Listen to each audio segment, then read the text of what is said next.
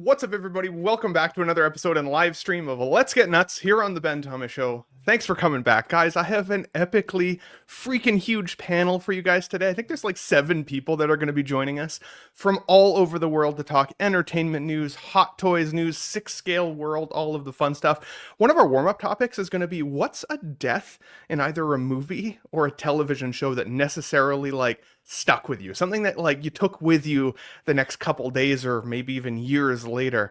I'm excited to hear what the guys have to say about that with regards to warm up, but we're also going to talk a little bit about Artisan hair, maybe that Jazz Inc. Batmobile, because I saw some final post photos up today. So guys, stick around. If you guys like the video, hit the like button, smash the subscribe if you're new to the Ben Thomas Show, and of course, let's get nuts. What are you doing? You're completely outnumbered here. Are you nuts? You want to get nuts? You want to get nuts? You want to get nuts? Get nuts? You want to get nuts? Come on, let's get nuts. Let's get nuts. Let's get nuts. Let's get nuts. Let's get nuts.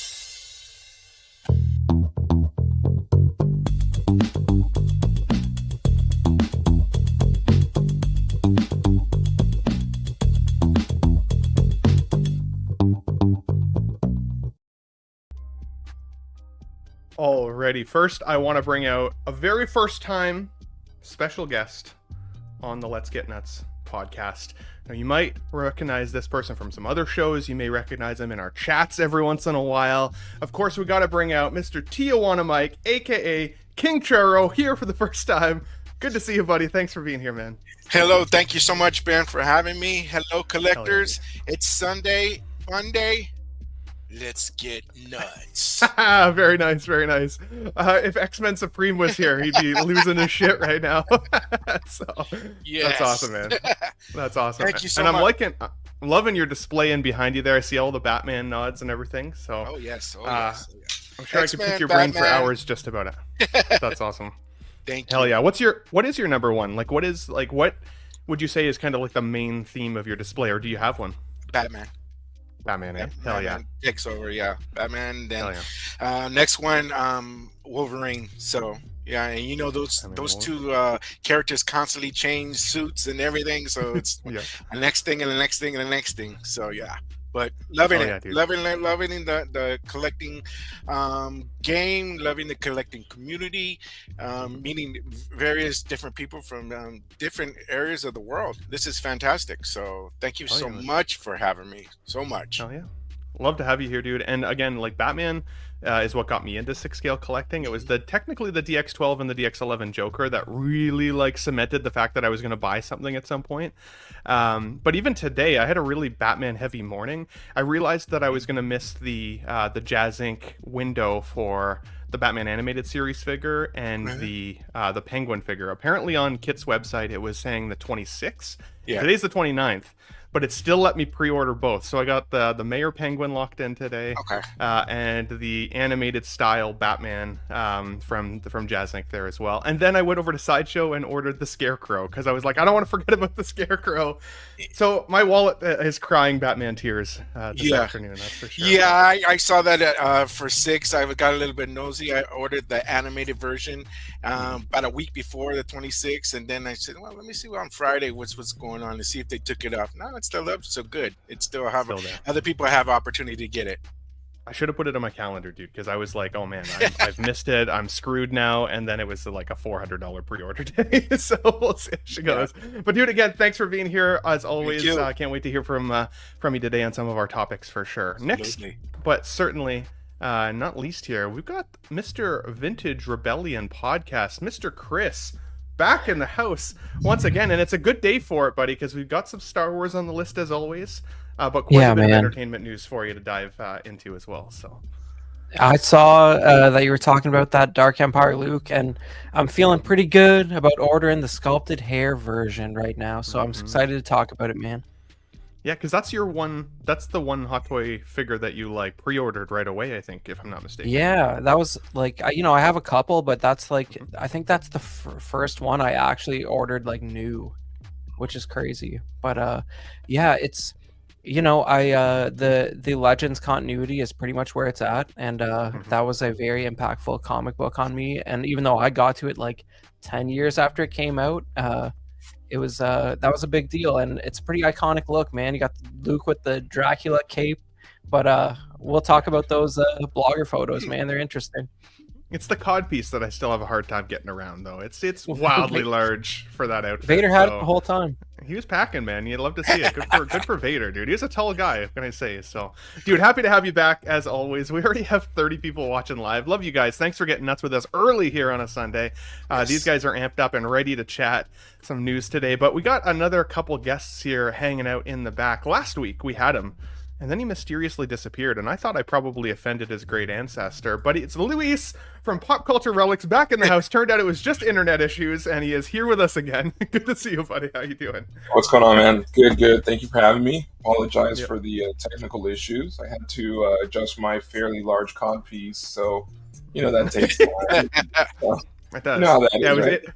You hate when it's to interrupt your internet signal. That's when it's really large. Yeah. Yeah.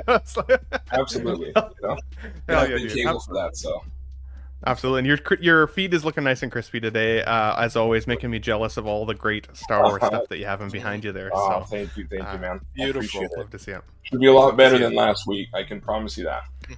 Fair. We'll hold you to it because we want you here for the show. As I said, when you dropped off last week, it's hard to run the show and also check your text messages.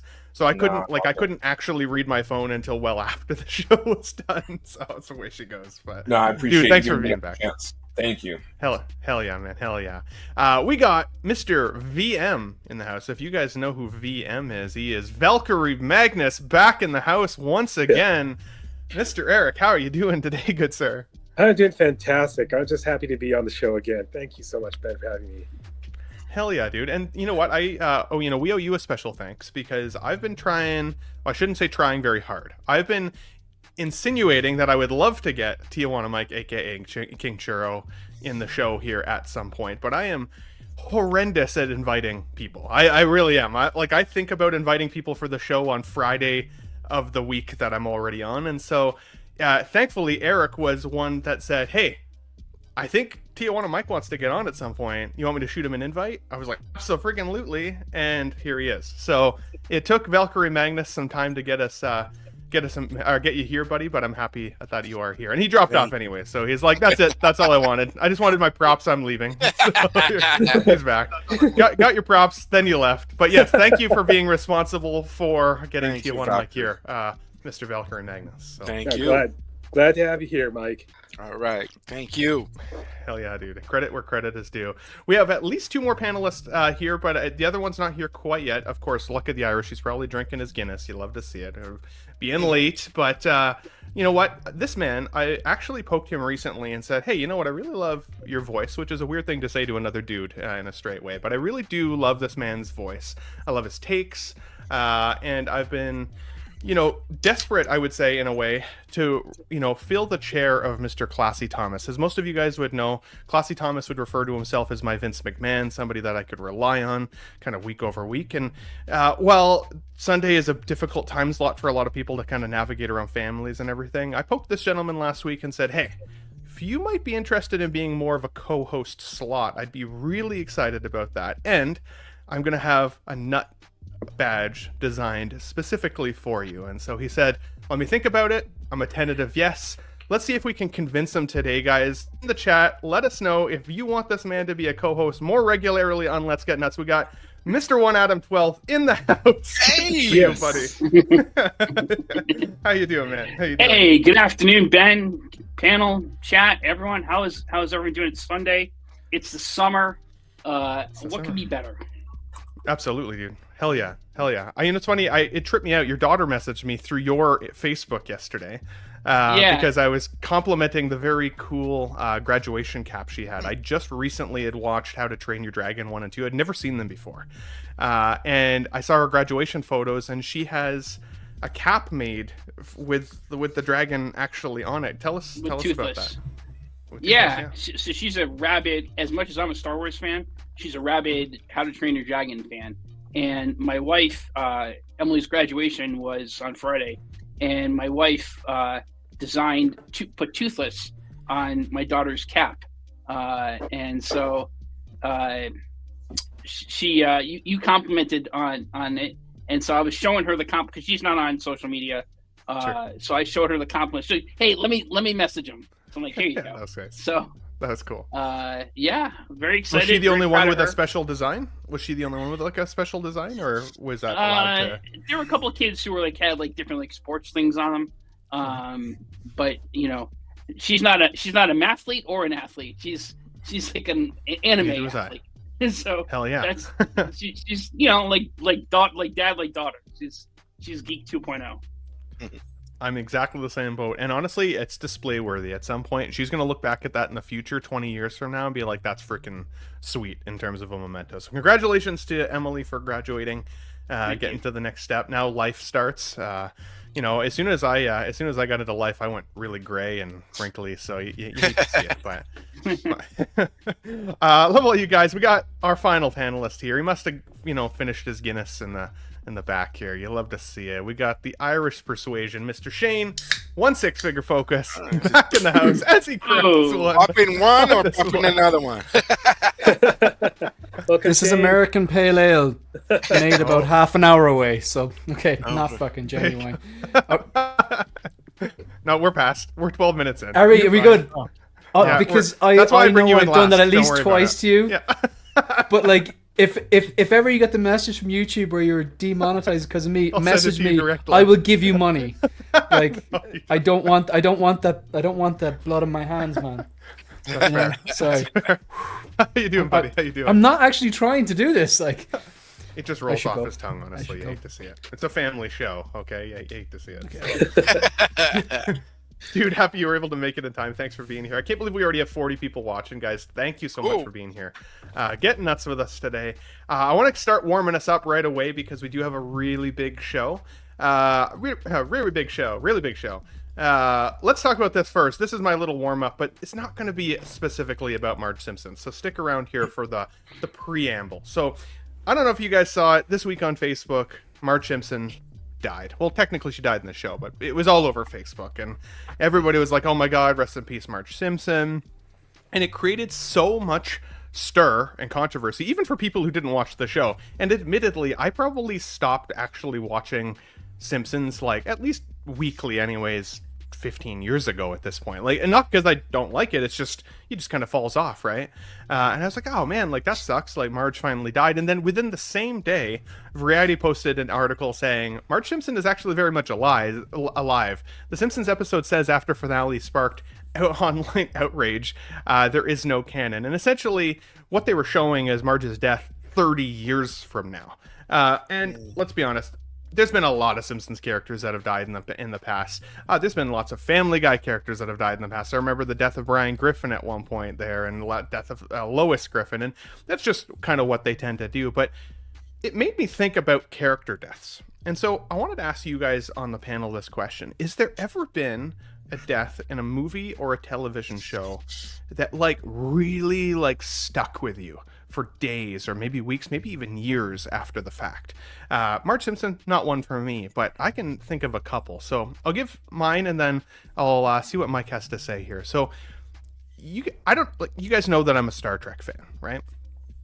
For my whole life, I watched Star Trek The Next Generation. I loved Star Trek The Next Generation. It was a regular watch with my mom when I was a kid, and I loved the character of Commander Data, the android being who's present, of course, within the ship. And there was a film that came out, Star Trek Nemesis, where they actually killed Data.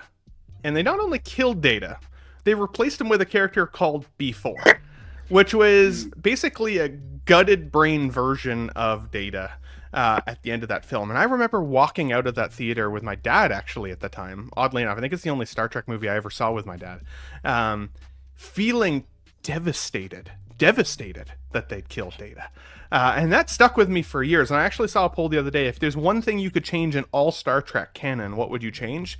Mine was the death of Data. There's so many things that people would want to change, like those shitty Klingons and Discovery and lots of other things, but death of Data, horrible. I think the only other one that would really stick with me, and it's a slightly different here, and it's actually on the slide here, was The Mist. Now, some spoilers here. The Mist is a pretty old movie now, so if you haven't seen it, I apologize. But in the film, there's a post-apocalyptic kind of world. This, mist has rolled in, and there's these creatures within the mist. And at the end of the film, This dad is sitting in a car with basically his family and his child, and thinking that time is running. They're about to get destroyed, killed, eaten by these creatures in the mist. He's only got a handful of bullets left in his gun, and so he makes the horrible decision to kill his family in the car so that they won't be killed by these creatures. And as he kills them, the mist dissipates, the army rolls in to save the day. Everything would have been fine. If he'd only been able to wait 30 more seconds, his family would still been alive. He would have been able to protect them, but instead he made the gut-wrenching choice to take them all out. And that's how that movie ended. I was like, oh my God, it was horrible. So Mike, those are a couple that really stood out to me. What about you, bud? Is there any like movie deaths that have really stuck out to you, or television, depending on how you go for it? But what are your thoughts? Can I go up? Yeah. Yeah, actually, this was, and that's a good one. Yeah, I just saw that the Mist movie, and you just brought it all back, and I said, oh yeah, that is what happened at the end. I said, oh God, fantastic movie. I think mine is, and probably everybody's these words stick out, but I'm gonna take it as a whole cast, not one individual passing away. But this is with when I was watching in the theater Endgame. Or not Endgame, Infinity War. So we get to the point that everybody starts getting dusted out. And we're talking a lot of people getting dusted out. So we're like, and I went into the theater thinking that somebody was going to be dusted out, one, not 10 of them. And it says, but the one individual out of that dusting from Infinity War that really, really stuck with me, but really stuck with my son and my kids. They were smaller at that time. And it says, I don't feel so good, Mr. Stark. And it says that one. And he says, and you know, even me as an adult, I know this guy's coming back in the next movie. My kid didn't know he was coming back in the next movie. So I got this kid, and we're going through there. And when we finished off the movie, everything was dead silent. After everything was dead silent, everybody was in shock. This is weekend one of Infinity War, and everybody just walked out of the theaters just quiet as hell. And it's just that was it. And then I take him home, and I got him in the corner, like just solitude in the corner. And I said, "What's wrong?" He's like, "I don't know, Spidey." And he's Mr. Stark. He don't feel good. And I says, "Oh, even today, he's now 20-some years old, and we still bring that back. And he still, when he ever sees that scene or I have this movie on, it still gets him." Hell yeah, dude. Very true. That one stuck with me too, man. I feel that. Jim says the horse in Neverending Story hit him hard back in the day. Absolutely. Brick over here with Game of Thrones Red Wedding messed me up. Yep. I feel that. Ricardo, Death of Vader.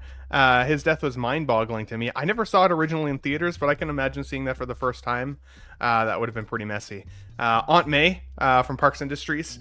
Yeah, fair enough. She's not on the picture, but doesn't mean that she shouldn't be. I had Jack from the Titanic on here actually at one point, and I was like, I don't know if I cared about that guy that much. But Thomas Jane is an awesome dude, and then 16 Maker Focus with a €10 or €10 super chat that says, I've demonetized Ben. If this happened on my show, I wouldn't ask for the panelist backstory, Ben. Dude, this is true. There would be no second chances, Ben. This is like the fourth time it's happened. I'm just used to it at this point. That's why I introduced you last. So I don't think you actually get demonetized, do you? I have been demonetized twice from it. Classy Thomas got me demonetized because of once me? as well. Because of me? twice because of you, and then once. I'm sorry, 3 times. Because twice because of you for swearing, and then once from Classy Thomas when he talked about. Okay, I have to ask. Thanos. So how do you know that happens? You literally get a message saying you're demonetized because of X, Y, and Z. it tells you the minute that doesn't happen in Ireland. Happens. I don't get that. Wow. No, it'll actually show me the clip of it, and I can try to fight it, right? Can you not just mute me? Like, no, I can't. I'm surprised the Americans can understand what I'm saying. Chris, you have no idea what I'm saying, right? You have absolutely no idea what I'm saying. Well, I'm Canadian, and I spend a lot of time speaking to your fellow countrymen, so I understand you just fine. And do you use crayons and an abacus a lot? to explain things to my countrymen, like, you know. Either way, Shane. Either way, you're my number one guy, buddy.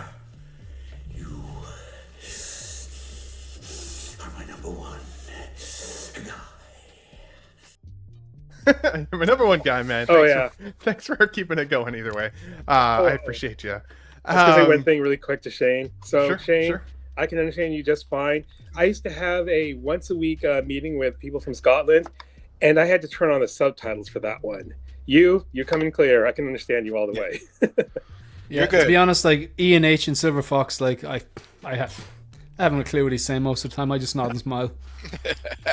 Yeah, especially since I listen to the Hope Show in the car most days because I'm already at work when you guys are rolling. But with the car noise and everything and all the different accents, I might as well just turn on some music, honestly. But it's a great show either way. I'm just teasing you, Mr. Chris.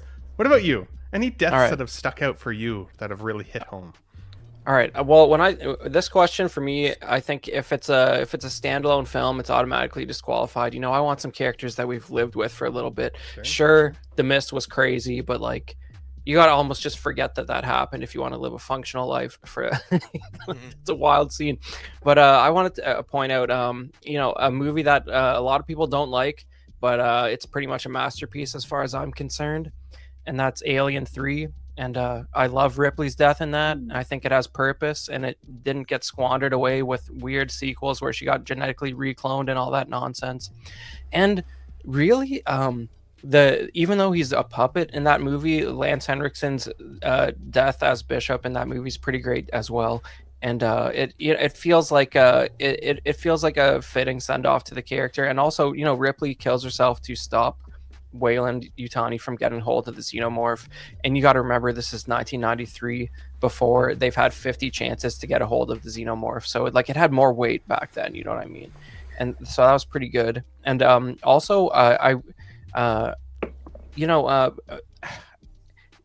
there's Ben brought up a Star Trek movie, so I'm gonna do one of those as well. You know, in the search for Spock, you're forced to rewatch Spock's death at the beginning, but you know that was a fake out, of course. But there's a crazy moment in that movie where Christopher Lloyd stabs Kirk's son while he's like down on the Genesis planet, and Kirk's just hearing it from orbit, basically. And if you watch the three movies, at least if you watch Wrath of Khan before, you know there's. Kirk and David have a lot of scenes where they sort of rediscover their relationship in Wrath of Khan, and you know they don't really have any interaction in the third movie, but it's kind of wild to see that they just sort of reconnected, and then he loses his son like not too long after that, because like those Klingon bastard, you killed my son. You Klingon bastard, you killed my son.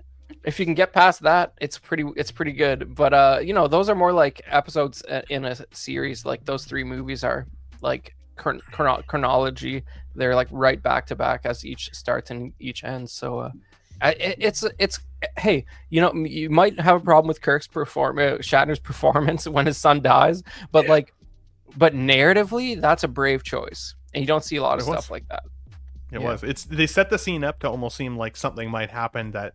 You know, the day can be saved, but no, he gets the knife plunged through him. So, but you know what? Actually, you mentioned the Spock. When Spock dies, that's also a pretty emotional scene as well. You know, he was the most human. You got to get the lip quiver in there. You know what I'm saying? Rick Artemis with a super chat as well, dude, says hashtag.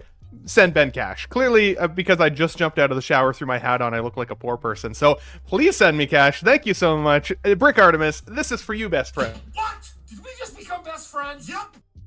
Yep. And Brick and I have the same birthday that we found out this year on June 1st. So very, very exciting there. 6-Scale Mafia with his 18-month membership chat. Dude, 18 months is wild. Thank you so much for supporting us for so long as part of the Classy Nut crew. Says, did someone say Star Trek? He's always listening, boys. If you say Star Trek, 6-Scale Mafia will appear. You love to see it. And great choices, by the way, Chris. Great call-outs there. Great thoughts. Mr. Luis. Tell us, is it Darth Vader for you, since Darth Vader surrounds you in your room? Who's your number one? You know, Darth is up there. I will say Han Solo got me really bad. Spoiler alert, but there is no canon. there you go.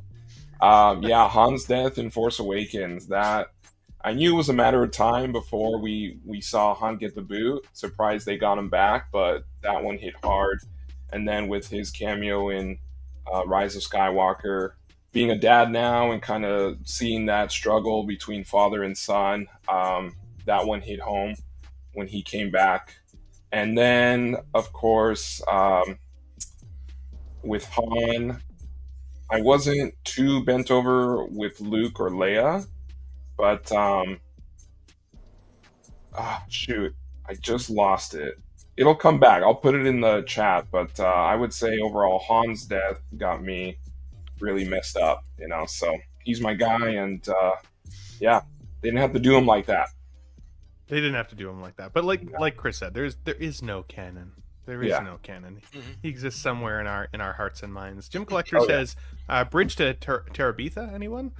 I don't know that movie. It must be a British one. You hate to see it. British choices. You love to see it. Stop putting your British choices in our chat here, okay? Pete's not here, Jim. Okay? Goddamn. Mr. Valkyrie Magnus, what about you, buddy? Any deaths that have stood out for you over your years of watching films? So actually, I was a big original Trek guy. So I loved all the episodes when I was a kid. And then I read a ton of books, too, for my age, right? And then I was so happy to watch Star Trek II, The Wrath of Khan. And the end just totally shocked me. I mean, I was sitting there, I was watching with my mom and my sister, and I was sucking that tear back up my eye ducts because I didn't want them to see me cry. so I did it. And then, of course, when I got home, got to my bedroom, shed a few tears after that because I had to be the tough guy there. But that was one. And the other one, didn't cry, but still that was sad for me. It was because I was actually a big Transformers fan. I know it seems kind of dorky now, but that was a hard one when Optimus Prime died. Yeah, that's fair. I second that. Yeah, absolutely. That's a good one. I'm surprised, man, maybe it will still come up. I'm surprised Terminator, being lowered into the lava vat, or the molten material vat at the end of Judgment Day isn't in here yet for anybody. Bruce Willis and Armageddon, actually, that's one of my that's one of my credit rolling scenes where the girl, his daughter's putting her hands up on the television screens after he dies. That actually really does get me too. Mr. 1 Adam 12. What about you, good sir? We've had a lot of Star Trek surprising today. You guys are all invited back, by the way. Also, just for the record, Bridge to Terabithia is not British. I'm just going to pretend like it is. What about you, Adam? Well, above and beyond everything, like Valkyrie, the death of Spock in Star Trek II, The Wrath of Khan, when I saw that in the theater with my folks, that just tore me apart. And, this is 1982. I was 8 years old. I wasn't sure there was going to be another Star Trek film. So the idea that they actually killed off Spock just blew me away. I couldn't fathom it. I'm like, he's got, he can't be dead. He can't be dead. And, for a while, until I heard the news that they're making, now it just seems obvious that they're going to make a sequel. And that they're going to bring him back, and then it was a ploy. But at the time, I thought, geez, they really killed him off. It was heartbreaking. I can't see that scene now and get, just feel it right here. All these years later, it devastates me. Ship out of danger. I hear the dialogue. So after Star Trek, I think one that's really, a lot of these have already been mentioned. That resonate with me. Optimus Prime, for sure. I remember seeing that. I couldn't believe they killed off Optimus. End of Saving Private Ryan, when Tom Hanks's character, Captain John Miller, is he's dying, and he whispers in Matt Damon, Private Ryan's ear, "Earn this, earn this." That just blows me away. And a very powerful film. Was not expecting his character to die. I always thought at the beginning of the film, when they showed the older man, that was Tom Hanks. That it wasn't. I didn't think it was Matt Damon's character. So it was a powerful film, powerful ending, I thought. Hugely powerful, dude. Hugely powerful. Yeah, I'm surprised Spock was coming up as much as it has today, if I'm being honest. All dogs go to heaven. Oh my god, yeah, that one's a classic crier. Littlefoot and Land of Before Time, devastating. Great thoughts here, guys. What does that say? In American fantasy drama film. Don't remember that one. Yeah, no. Shane, last but certainly not least, good sir. Is there any that stuck out to you? Maybe it's the girl at the end of The Dark Knight Rises, in the vehicle when she slumps into the car, or what's her name now? I forget. Very devastating. Talia, that's it. I read about that, and she said that they recorded that scene like a dozen times, and she was a bit shocked that was the take that Nolan settled on, because it wouldn't be the one that she would have gone for. And part of me is thinking, well, he's the boss, and part of me is thinking, are you just saying that because all 12 were shit? Yeah, like how bad were the others? You're trying to hold yourself up. Anyway, I don't want to make this too sad, because I know Chris is still crying over Han Solo's death in Episode 7, because I listen to Chris sometimes, and I know he's a diehard sequels fan. Well, and it was sad, but it shouldn't have happened. Yeah. So when I looked at your message, and just the way you phrased it, and I just want to actually fact check you here. You said that there's something bad. I literally listen. I understand the brief. I read apart from the first 10 minutes when I swear. We'll talk, Ben. I'll make it up to you. So the real topic will be what is the most impactful death scene of a character you've ever felt. So I interpret that as, okay, it doesn't necessarily have to be the saddest, because Jim Collector mentioned the Never-Ending Story and the death of the horse. That absolutely killed me when I was a kid. I was like, they can't kill the horse. You just don't do that. But they did it, and that was really, really sad. But when it said impactful, I was like, okay, I'm not going to go for that one. The most impactful death scene I've ever seen was Murphy in RoboCop 1. Not necessarily a sad scene. It's sad, but the absolute brutality and horrific nature of it trumped the sad. You don't have time to be sad or grieve, because it's so graphic and so scary. And I watched that movie when I'm trying to put all the maths together here, and I think I was 9 when I watched it, possibly 8. I had no business watching that movie, and it kind of woke me up to the real world, because I was like, no, people wouldn't do that. There's bad guys, but they just rob banks. They don't kill people. They don't kill people that bad. They kill people, but they don't actually brutally tear them apart. And of course, when you get older, you realize some absolute messed up people end up in suitcases and stuff like that. So I remember that scene because Clarence Boddicker, the way he puts it across, and the way he's so playful with it, and that guys have a complete lack of empathy for what's going on. As soon as that hand goes, it scared the crap out of me. I mean, I rewatched that movie last week. I bought it recently in 4K, and I don't need you. I don't know if you need that level of brutality and grotesque in 4K, but you absolutely do. It's amazing. Get it if you. That was the most impactful death scene I've ever seen, because it still scares me. It still scares me, because there's people in the world that do terrible things to each other like that. And RoboCop still holds up, man. When he gets his arms blown off and everything. Oh my god. Yeah, I was 13 when I saw that, and my mom was ticked at my dad for like a week for taking me to see that movie. She was so upset with him for exposing me to the violence of that. And my dad's like, yeah. Jesus. I guess if we're getting stuck on words though, impactful, when Joffrey dies in Game of Thrones, I pretty much celebrated that. I jumped off the couch. I was like, hell yeah, he's finally dead. I was waiting for this moment. He's Irish, right? No, you hate to see it. That kid's Irish, you know that. Poor bastard. He's from Cork, and he's in The Dark Knight. Or sorry, no, he's in Batman Begins. Batman Begins. Yeah, he gets the gadget handed to him right when he's climbing up the building. The other kids in school will never believe me. Never believe me. Jedi Knights Watch is here with us. You'll love to see it. We got to get Graham from Jedi Knights Watch here, getting nuts with us one of these Sundays, buddy. So let me know when you're free from the family and you're able to stop in with us at some point. I would love to have you, man. But guys, let us know if you're watching on the chat or in replay. What's one of the most either impactful or sad or devastating death scenes that you've ever experienced in a movie or television show. I'd love to read some of those comments and see what really sticks with people. At the end of the day, we last week talked about James Gunn's DC universe, and he said in his new universe, dead means dead. Despite the fact that obviously things like the Lazarus Pit can exist and stuff like that. So we'll see if there's ever some stretch of that. But if dead means dead, then I'm also hoping that in the upcoming DC world, we'll also have some impactful deaths to look forward to crying at, for sure. Like Sam Wheat when he dies in Ghost. Ooh, Sam Wheat. Yeah. You love to see it. So, by the way, that movie still messes me up even to this day. So,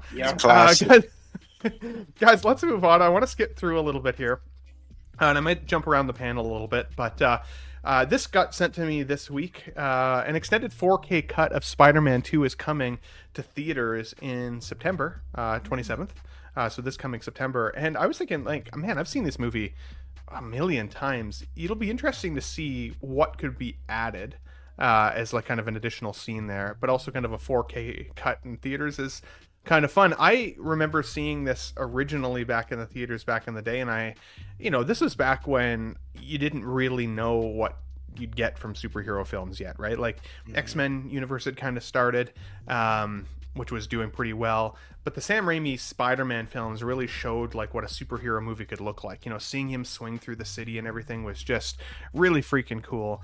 And there's a lot of people, especially in now's generation, right? Like this is going back at least 20 years ago. So there are people that weren't even born when this film came out who might now get an opportunity to experience this. So I thought this was really exciting.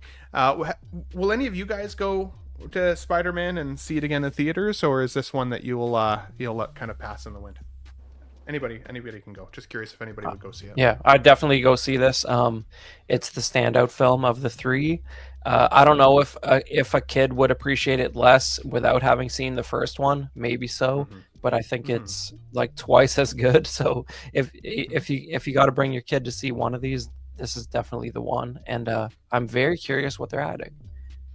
Yeah, me too. And we talked about this a couple weeks ago because there's been kind of a resurgence of older films being put back into theaters, which I think is exciting, and seeing some good, returns on that investment for these companies. So, yeah, I'm excited to see what this looks like. Now, in terms of movie news as well, Project Hail Mary has now been announced, featuring Ryan Gosling. And I read the book, man, it was years ago. So I pulled the wiki up here today just so we could kind of quickly chat about it. But basically says here, Project Hail Mary is a 2021 science fiction novel by Andy Weir, same author as The Martian. And The Martian film, of course, starred Matt Damon. The story follows an amnesiac astronaut, Ryland Grace, where in a last-ditch effort to save Earth from a dimming sun caused by... Oh, I can't see it under my...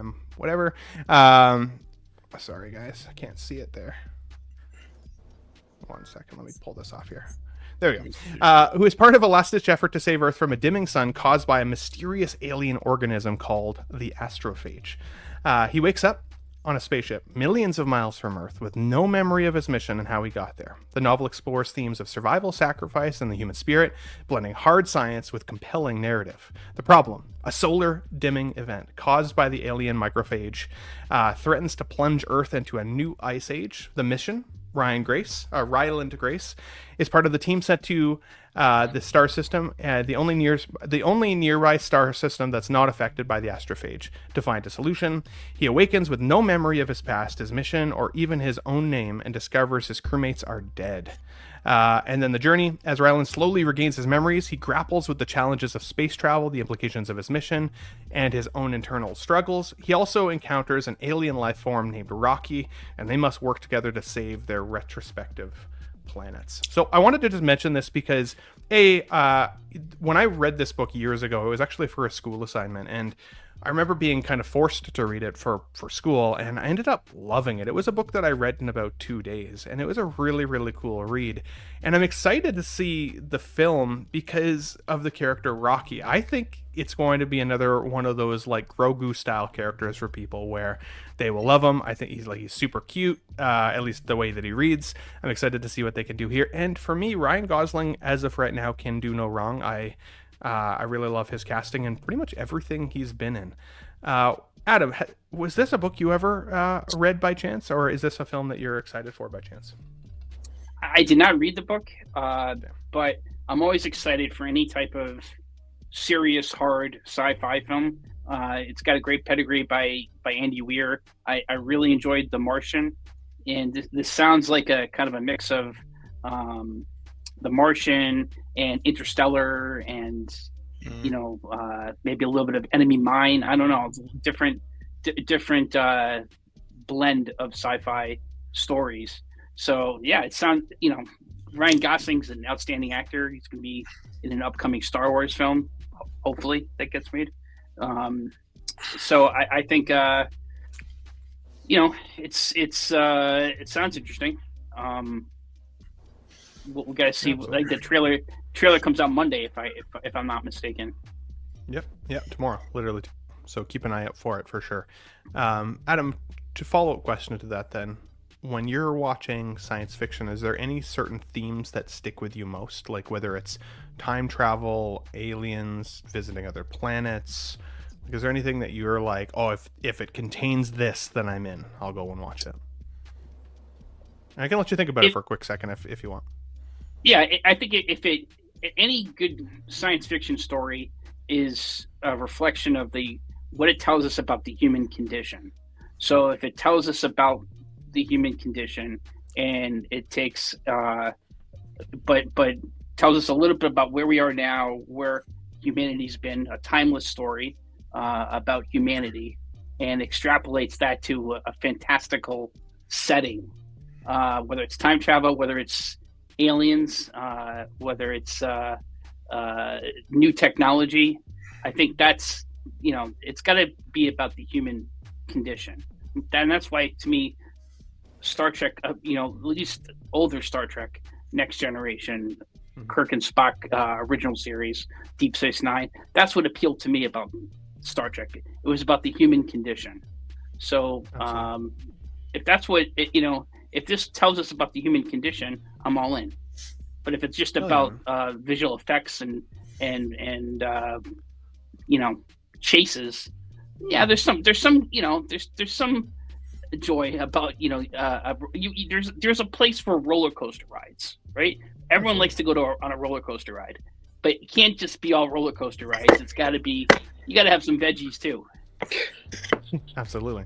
Yeah, if there's not a good story, then visual action is just visual noise, right? And it won't hit you in the same way. If there are characters that you can understand, there are stakes in the story to which you could put yourself in the shoes of, I think that is something that definitely gets me with regards to science fiction. Shane, Adam mentioned the human condition, because part of what he likes about science fiction as a genre. But for you, are you like, what sticks out to you for science fiction films? What will you see in a film that you're like, oh, I definitely got to see that? And is, in this film, there's obviously that element of kind of world-ending threat as well. If it's not this film that you're excited for, what world-ending threat films have you seen in the past that really stood out to you? World-ending threats.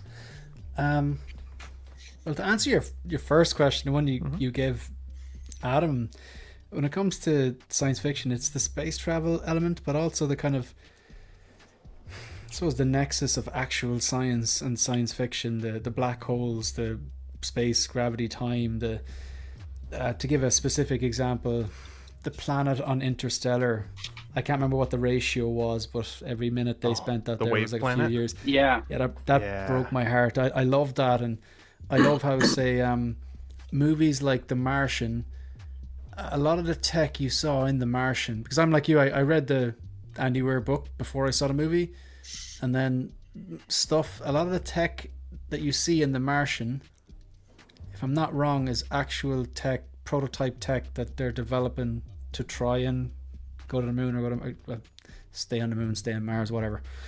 And the same way, a lot of the stuff that they used in Interstellar is based on actual physics, which I think is quite cool. It's kind of, I suppose, the attempt that science fiction has to answer the unknown in a kind of more dramatic way, and maybe bridge the gap between actual science and science fiction. I find that really interesting. World-ending stuff.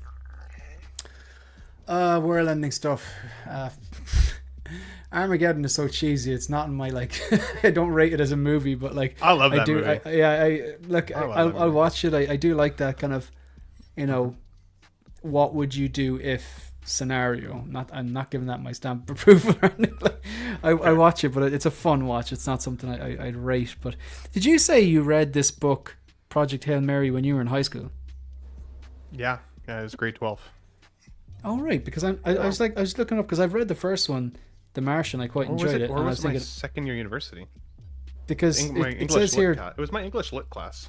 Okay, it says here 2021. So obviously this is a reprint of that original reprint. Yeah. Yeah. Okay, because if you're giving it the stamp of approval, and I did like the first that Andy were The Martian. Because it was. I want to say it was at least 10 years ago, unless I'm thinking of a different book, but I don't think so. It's the whole story, same as the same. So. So yeah. Yeah. Anyways, I'll read this. I think. Read it. It's a great read. Again, as long as I'm thinking of the same story, unless now you got me worried. I'm like, am I thinking of a different story? I got to go back and check. So, T1 Mike, what about you? Anything? Sorry, I just want to add one thing that I read that Sandra Muller is a co-star in this film, and if you haven't seen Anatomy of a Fall, watch that movie. Great movie, and she's a star of that. Absolutely, I will check that out. Put it on my list here. Tiona Mike, what about you? What stands out for you for science fiction films? What will get you hooked into wanting to see a movie? And is there any world-ending threat films that you love? Well, this one, The Martian, was a fantastic movie, and if this is same with the same genre and the same DNA as that, this should be another hit. And this is Ryan Gosling in it. Just like you said, he seems like he does no wrong, whatever he does. So, no, I think it's a strong film, especially when you just gave the breakdown of the whole thing. I do not know nothing about the book, but now you have somebody that wants to see the film. So with the breakdown and everything of the mission and everything is what needs to be going on, what's the situation and so forth. Yeah, I think it's good sci-fi. And I consider this as other than the gunshot or the lasers and all this other stuff and all that, you got to have a real strong story, especially when I see that a cast. And Adam says there's one other person, but it looks like there's only Rocky and him for a while. You got to have a good story, and it's just to keep this going. So, but it looks like it's going to be a good one. I can't wait to see it. Absolutely. And I'm just looking here. So the Andy Weir book that I read, and it was second year university. It was The Martian. So correct me. I apologize. It wasn't Hail Mary. It was The Martian. Yeah, this one's back in 2011. In 2011. So apologies. This was one that I did not read. So my apologies. Thank you for. Can I just say though, hats off to your teachers, because that's a bloody good book, and it's a cool book to be reading. That kids, I think, or teenagers will actually be like, I want to read this instead of like some book that was 200-300 years old that no one can relate to. So that's pretty cool. Yeah, absolutely. Any thoughts, Mike, as well? Chris, what about you, buddy? What stands out for you in science fiction? Obviously, you're a huge Star Wars fan. What hooked you in science fiction in your life, and what gets you back in the seats for a new science fiction film? Yeah, basically nothing, and it's over as a genre. But it's one of those things where The Martian was fun, but like I feel when I read the synopsis of this, I'm a little worried that it's treading a little too familiar ground for Andy Weir, like the survival aspects and all that. But it looks like he's going a little farther into the sci-fi realm with a alien organism that's darkening the sun, which is pretty unscientific and implausible. So maybe it's a little more fantasy style than his previous outing. Like, I'll definitely check it out because I enjoyed The Martian, but I don't feel like this is going to change my life in the way that some stuff that has come out 20 or 30 years ago has. I'm not. You think it's over as a genre? I don't know, Ex Machina? Yeah, for sure. No. I mean, Edge of Tomorrow, Blade Runner 2049, Interstellar, none of those. 2049. How old is 2049 and Looper at this point? Over 10 years old? Like what? Like fine. Blade Runner 2049 was 2017 or 18. Oh, 17, man. 18. Yeah. Yeah. That was good. I think Looper but, was 2012. Yeah. Yeah. I don't know what's there's a book. There's also what there's about Arrival? That's a fantastic movie. Nah. I think good sci-fi is still there, man. I wish it were. I want to believe that it is. Arrival, like there was way too much weight put on, like, you know, an alien race comes here, and like the crux of the plot is like a hypothetical child that a woman may or may not have in the future, or like it's just so low stakes, you know. But I want it to be real. Blade Runner 2049 was great, but you know, it's working on themes that existed in the 80s in the first movie. It's just like there should have been a good sequel to Blade Runner a long time ago. If there's nothing stopping them. It's amazing that ever got made, for sure. True. I think it's amazing it got made, but I think it built on the original story well, and in terms of like soundtrack, cinematography, like the dialogue, the action scenes. Yeah. I thought it perfectly did really well. Have you seen Primer by any chance? Primer, no. Not necessarily a recommendation, but the reason I'm bringing it up is because they made it on a shoestring. It's an extremely low budget time travel movie, science fiction. As in, it was made for a few grand. I can get the details in a few minutes, but like, I only watched it once or twice, but like, I needed a breakdown to explain it to me. It was good in a weird. It's a science fiction movie. It's time travel based. I needed a breakdown to get help to understand it, but I still think there's good science fiction movies there. I don't think they all need to be from like 30 years ago. I think they're capable of being written, but we're gonna have to wait for the AI revolution to really see them, because the corpos are in charge, and they don't like big ideas, brother. They like small ideas for the peasants to process easily. And okay, you're not wrong there. I do agree with that. Yeah, we see eye to eye there. Well, all right. You're a man who likes Andor. You have my respect. You know. So. I was gonna say Interstellar. I loved. X-Men Supreme called that one out as well. Pop culture 100%. relics. Tenet was too smart for me. I've not been able to still get through that film yet. Yeah. One of these days I will. Tenet. But I'm so confused. Okay. You guys know that I like to smoke my green sometimes, right? So I smoke some green and I watch this movie, and I swear to God that I was like, I don't understand the English words that they are saying. I don't know what they're talking about at all. Like, at all. I'm like, that's completely on you, man. And it sounded intense. It sounded purposeful. But I was like, I do not understand what the hell is happening. I got through about halfway, maybe even, I don't even know if halfway, maybe like a quarter of the way through that film, and I turned it off. Couldn't figure it out. If I did that, Memento, I wouldn't be able to form I'm not going to sit here and pretend like I watched Tenet and went, oh yeah, I understood that straight away because I'm smarter than everyone. I absolutely did not. I watched it 3 or 4 times. I'd watched a few breakdowns. Eventually I was like able to explain it to someone. But at the same time, I watched The Matrix in 1999. I was like, that was mind-blowing.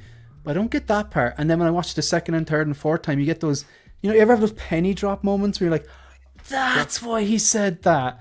Tenet was like that on steroids, but I don't understand how you went into it. I think that's the piece for me. And like, I even watched it on subtitles, trying to like read the English words so that I was like trying to like piece it together. I think the reason it stuck out to me so aggressively is it's the first film that I can think of, I think honestly ever, that I truly did not get. That I just was like, I don't understand what the hell is happening, and I'm not enjoying it as a result. Because like Matrix, I could like, first time seeing that, it's interesting. Yeah. But 100%. Like again, even Memento or some of those other films, you can piece them together. You have an idea of like, okay, I'm gonna get the Pulp Fiction's another one of those, right? Pulp Fiction is told in various different ways throughout that film, but you still get what's happening along the journey. Tenet, for some reason, have you rewatched Tenet? Could not figure it out. No, I'll try to go back sober and I do think it's rewarding, but it's a movie you need to watch 3 or 4 times, and I know a lot of people don't like to do that, but I do think it's rewarding when you watch more. But I will say it's not his best work, and the sound mixing isn't great. The loud bits are too loud, and the dialogue's very low. Yes. Yes. And again, I think that was part of it. Was like, am I having a hard time hearing what they're saying, or am I just not getting what the hell they're talking about? That's the way I was thinking. I kept on going with the control up and down with the volume, and it's like, what's going on here? And when you're doing this up and down, up and down, up and down, and then you don't understand. You don't understand what the hell they're saying. You can't hear what they're saying. Absolutely. I thought it was just me. I thought I was No. the only one that was adjusting the volume when I was watching it. I even thought the movie had messed up and started me somewhere in the middle. Like I thought that something was happening with the film that I was like, okay, so it's missing parts, or like what the hell? Anyways, I digress. Very confusing film. But if you guys tell me you think it's worth watching, Murphy says he watched Tenet backwards. I don't know if he's trolling, but that might help. Well, the thing is, first of all, I'm going to call this guy out in the nicest way possible. You just wrote tenant. A tenant is someone living in your house. Tenet is tenant because it's a palindrome, because it's spelled the same forward and backwards. I've had 5 or 6 cans deep, but I can still pick up on that, man. Sorry. That's an easy one, honestly. I would have called it Tenant myself. Let us know, guys, what you think. I'm sorry. I do think there's a place in sci-fi there's a lane for certain sci-fi films that you watch the first time and you're like, WTF. And to me, like the classic movie that fits that is 2001: A Space Odyssey. I remember seeing that when I was a kid. And I was like, what the hell was that? And you know, I had to read the book to actually understand what was going on there. And then I've seen the movie countless times. But, you know, 2001, Tenet, you guys just mentioned. The first time I saw Blade Runner, I was like, okay. And I had to see that multiple times.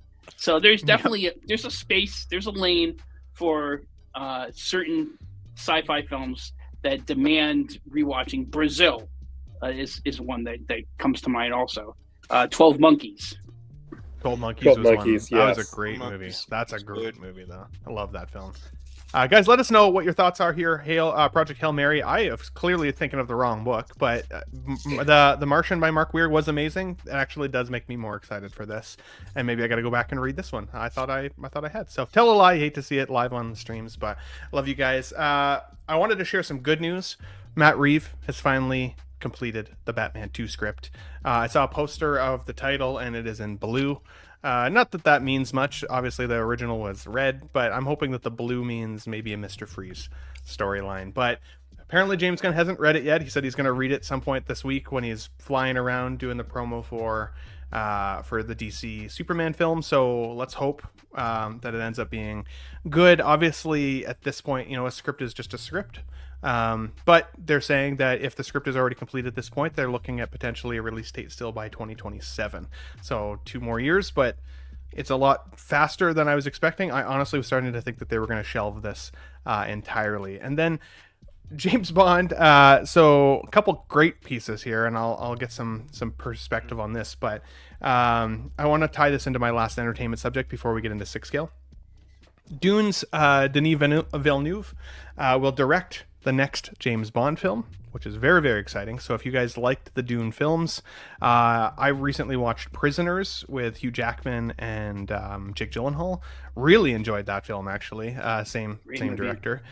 You know, I think if he's been tapped for a James Bond film, that's exciting. I'd be curious to see how many he would do, or if it would just be the first one to kind of set the tone and kind of the vibe and the feel of the film. Because of course, you know, most James Bonds, you know, once they become James Bond, they're getting, you know, somewhere between what usually, I mean, I guess Roger Moore was maybe the exception, but they're usually getting somewhere between 3 and 5 movies. And so that's a lot to commit to for a director who obviously wants to go on to direct other things, I would imagine, as well. And then as part of that news, Jacob Elordi, Tom Holland, or Harris Dickinson are being considered, at least for the role, as like a younger James Bond variant. I will be honest, the only reason I put the slide on here was because I'd like to petition and say, please, for the love of God, don't make Tom Holland James Bond. I really like him. I like it. He seems like a great person. He's a good actor. I don't have anything against him specifically, but he was not Nathan Drake to me, and he definitely does not scream James Bond to me. So for the love of God, please don't make him James Bond. But I don't even know who the other 2 guys are, if I'm being honest. So I'm like, I'll take either of them if they make better Bonds than, in my opinion, in my heart, than a Tom Holland would. Ben, what about you, Shane? What are your thoughts here on? I think you've left out the one who's actually going to get it. Who? Okay, so first of all, Denis Villeneuve. This is great. It's a hard news. name to say for me. This is great news. Yeah. This is great news. Just to go back to the point about like myself and Chris were talking about Arrival. When I saw Arrival, like I didn't know who Denis was. I didn't know he was the director. I don't think it was a life-changing science fiction movie at the top. So I saw that was solid. Really like Prisoners, as you mentioned. Obviously loved Blade Runner 2049. But it wasn't in like I watched Dune 1 and specifically Dune 2 that I was like, okay, who directs these? And then I went back and go, oh my god, I've been enjoying this guy's movies forever, or for the last 10 years or so. Like we mentioned this topic last week in the stream. So it's great that a solid director has been picked to carry on the Bond thing. But Aaron Taylor Johnson has been rumored to be in line a potential Bond.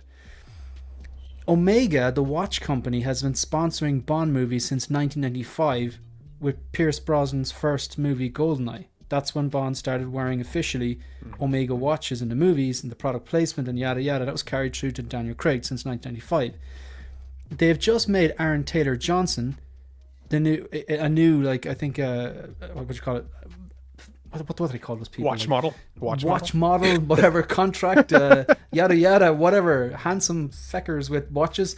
The new face of one of the male faces of Omega, and I believe he was questioned at 28 years later about what's next, and he goes, "I can't really talk about it now." I don't know how true it all is, but the stars are kind of aligning. It's definitely not Tom Holland. That's nonsense. And I don't know who these guys are, but I cannot imagine them drinking they would wince drinking a dry martini shaken, not stirred. It would leave them shaken and stirred. No. Yeah. Pretty much. The accuracy would just take a nosedive. I just want to real quickly say, people were bothering Pierce Brosnan saying like, hey man, would you come back to the role? I think after they killed Daniel Craig, they blew up James Bond, dropped a bomb on his head. I think we should do a crazy change in the franchise where we shouldn't be picking a new Bond. I think all the movies should be one-offs from here out for at least for a while, and just do like random ones, recast every time. Because like I would love an old man Pierce Brosnan, and I would love something different the next time. Like a multiverse of Bonds. We just off everybody one movie, one by one. James Bond, for some reason, no longer ever survives. Yeah, clean the whole slate. We're gonna start brand new. Let's start brand new. Let's wipe them all out. Yeah. Joke's on you. All three of these guys are gonna be Bond. I'd love to see. They'll all jump through portals in No Way Home. Miss Moneypenny. There you go. Mike, we didn't have you on the panel a couple of weeks back. What makes a good Bond for you? Like what stands out as Bond level qualities in a character? Kind of like a suave character, smooth, got everything down. I mean, I grew up with Roger Moore, and I think out of all the Bonds, he had the most movies, I believe. Yes. So I watched. That was most of my. When I think of Bond, I think Roger Moore. And it says so, but I mean, Aaron Taylor Johnson sounds like a great pick. And he says, sounds like a great pick for this. These guys know. And he says, but that sounds like a great pick. You got to be very, I mean, Bond was so just smooth. He's just so smooth that you just need that. And then with everything now with the films, you can do the action and CGI and everything that could be added and all that. So I think Aaron Taylor Johnson would be a good pick. And I says, and that's the action plus smoothness, and the one you rotate is the Bond ladies every movie. That's what you rotate. And it says so. Yeah, I'm glad this is great news. I'm glad the franchise is still going, and then it says it's good news. It needed a reboot and start it up again. Agreed. Connery and Moore both did 7 each. The 7, eh? Wow. Pardon me? I was a little bit. He did 7. Connery did 7, which is crazy. Yeah, I had to. I looked that up as well around the time when Hot Toys dropped their Craig Bond, because I always thought that Connery had around 7 and Moore had 5, but I don't know. Allegedly, they have 7 each, and then Lazenby had 1. Well, they had 7 each. I think Dalton had 2. Craig had 5. So Craig had 5, man. Eric, Valkyrie Magnus, I really like your creative on the spot takes sometimes. Tell me why Tom Holland should be Bond, really quick. Really quick, okay. Yeah. I'd say he's young. He's got the enthusiasm. He's got, like that energy for a young guy. I think he'd be like, I think he could bring that young energy for like maybe a young Bond movie, and maybe if he continues with that role, he can like grow into it a little bit more gracefully and in a longer what do you call it, time period, rather than like, for example, some who only do it for like 4 years or 5 years. You could maybe even do it for like over a decade, and some people might like it. I think that might be a good thing. Look at you with your elevator pitches. You love to see it, Mr. Valkyrie Magnus. The reason that I asked you guys this question was less because I wanted to talk about Bond, but more because I wanted to talk about the internet. And when I say the internet in an ominous way, I mean it in terms of casting and social media, right? So over all of our lifespans, you know, we've been enjoying movies and television shows for years and years and years. And let's be honest, there's been a lot of people who've been cast in roles that we're kind of raked over the coals. Like, oh, what do you mean you're going to put this guy in that role or this gal in this role and so on and so forth? And, you know, when these three men were thrown up on the screen this week, I was like, oh, screw that. You know, I don't want to watch Tom Holland be James Bond. But for all I know, Tom Holland could be the best James Bond we've ever seen. If the story is there, then who am I to say that they shouldn't be cast? And this came up with Pedro Pascal this week, because Pedro Pascal says here in his article with Variety, says, I'm more aware of the disgruntlement around my casting than anything I've ever done. He's too old. He's not right. He needs to shave. And it sucks because, you know, I am excited for Fantastic Four. Do I think he was my number one heart pick for Reid Richards? Maybe not. But at the same time, who am I to say? Like I mentioned, maybe he'll be the best. And so similar to like what we talked about with the death scenes earlier in the show, which was really morbid. I appreciate you guys, participating. When you think about castings over our lifespan of enjoying film and TV and movies, you know, what are some of the characters that stand out to you as thinking, you know, at the time, that person should not play this role, and then they absolutely crushed it, or that role stood out to you in your heart? And do you think that we're at now a disadvantage because of social media? Because everybody has a microphone now. Everybody has a take. Everybody can be keyboard warriors. It's so much harder for these actors, I'm sure, to see kind of the dialogue around their casting than potentially it once was. Adam, I'll start with you, buddy. What's a role that really stands out for you where, you know, if it was nowadays, would it have talked that actor potentially out of playing it entirely? Well, you have his picture on the graphic here, Ben, and that's I remember when they cast Michael Keaton in Tim Burton's Batman '89, and there was no internet then, but there was outrage, and their outrage is, you cast Mr. Mom as Batman? We don't say that name here. And heads exploded. So, and obviously that turned out to be a great casting choice, because for many people, Keaton Batman is their Batman, is certainly up there. So some people's definitive Batman, but certainly as nostalgia wise, an important Batman for them. So, but there was, I can't tell you how much outrage there was. I remember going to my local comic shop and people bitching and moaning about Michael Keaton cast as Batman. Turned out to be a great choice. Absolutely. OG fan when Star Wars was just Star Wars. It's weird because your name is now small lowercase, unlike how it used to be. But it says, everybody has a voice. What a strange concept. Everybody also has a keyboard warrior deep inside them. And again, I would be worried if I was somebody like Pedro Pascal or any of the actors that we see on the slide right now. If I was reading all this stuff, you know, every day, every week, every month, I don't know if I'd want to be cast in some of these roles. I would. Right? I'm sure the What about warm you, Shane? pillow full of money would make me help sleep, and I just laugh myself all the way to the bank. Oh, you don't like that I'm Pedro? Well, who cares, man? I'm a millionaire. I don't think I'd give a shit, to be honest. And I'm sure they have any amount of like a lot of these people. Like, okay, if you take someone, I'm going to use the football star Ronaldo.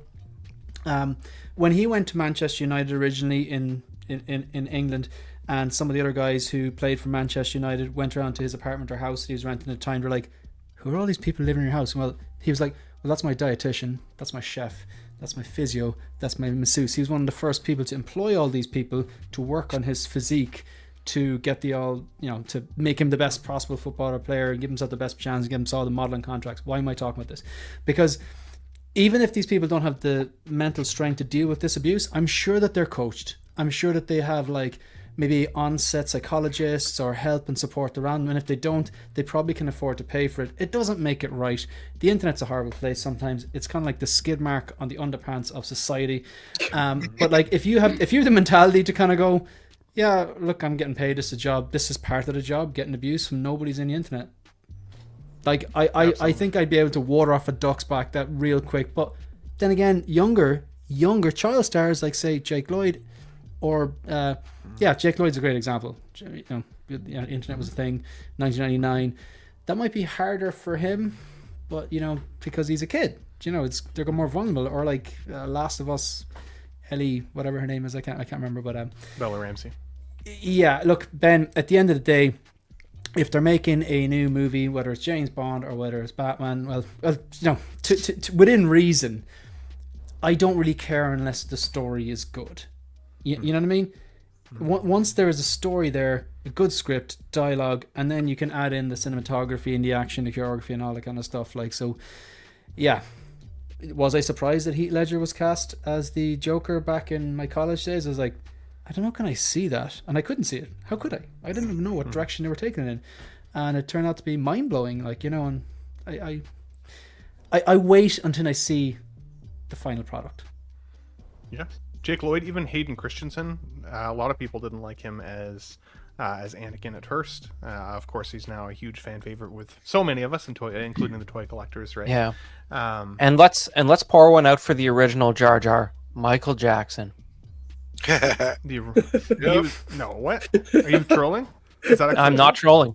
There's an alternate universe out there where Michael Jackson played Jar Jar Binks wearing prosthetics, and he was not a CGI character. And yes, this literally almost happened. And thank the Lord every night that it didn't, because we probably wouldn't know each other. There'd probably be no episode 2 and 3, and it'd be a different world. As in he was on set?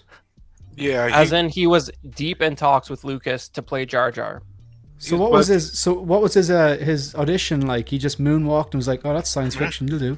Yes, bro. It's all about you know. It's like they were, you know, he was buddies with Lucas from Captain EO, and but he didn't. Once it became his full CGI character, he wasn't interested anymore because he wanted to be hanging out on set and wearing a costume and stuff. Right. He was big with Lucas trying to get that part, and he says, and then Lucas didn't fold, and he just okay. Can you imagine Jar Jar Binks walking around set like hee, but in his Jar Jar outfit? I'm trying to imagine the merge of Hee and Misa. It's in there somewhere. It's in there. Misa. It's there. It's pretty close. It's pretty close. Mike, is there any casting that when it happened you were like, I don't know if I'm gonna like that, and then turned out to be great? Any unexpected greats from casting over the years of watching film and movies, shows, TV, all the things? Let me see. As in with this, no, I'm with Adam. I mean, Keaton threw me a left cross, and I was like, "What, Mr. Mom? This and that," and it was like, "Yeah, we don't say that in here." And it was like, yeah, it was. But it ends up turning. You know what? It's just sometimes it's vice versa. I mean, what looks good on paper doesn't pan out, and what doesn't look good on paper pans out, and it just happens. It's Hollywood, and it depends how everything goes with that. Keaton, you know, I couldn't believe he was the Batman, but yet I have three hot toy figures of him now. So obviously he's my Batman. Because he's the most one out of all of them. So yeah, I mean, it just happens. I mean, with different things, and sometimes it all pans out and all works well. For sure, Luis, how important is it for you for a character to look like the representation of the character that they're portraying?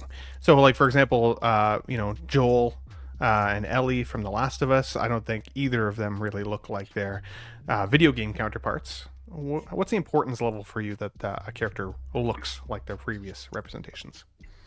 I think personally to me, they have to look the part. You know, there's a reason why we like these characters.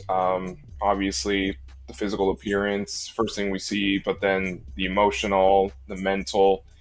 You know, if you don't get that initial look, it can kind of take you out of believing that this character can come to life.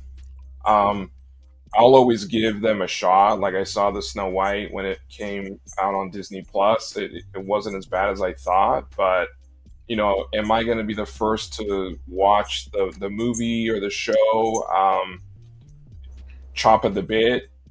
Probably not, but I'm not going to boycott like some people do, and I'm not going to totally hate on the actor actress, because at the end of the day, it's a job, and if it's going to pay them, then that's why they're doing it. But I think it for me, looking like the character, I think would lend itself that much more to believing that this actor can actually play the role. And if they don't, then it's just hard to get past that. I like The Last of Us, of course, still not a fan of Bella Ramsey, but, I'll still watch the series, and, I'm up for anyone who's trying to do these characters, but that doesn't mean I'm necessarily going to buy their figure if they're not really hitting all the boxes 100%. But, we'll see what happens.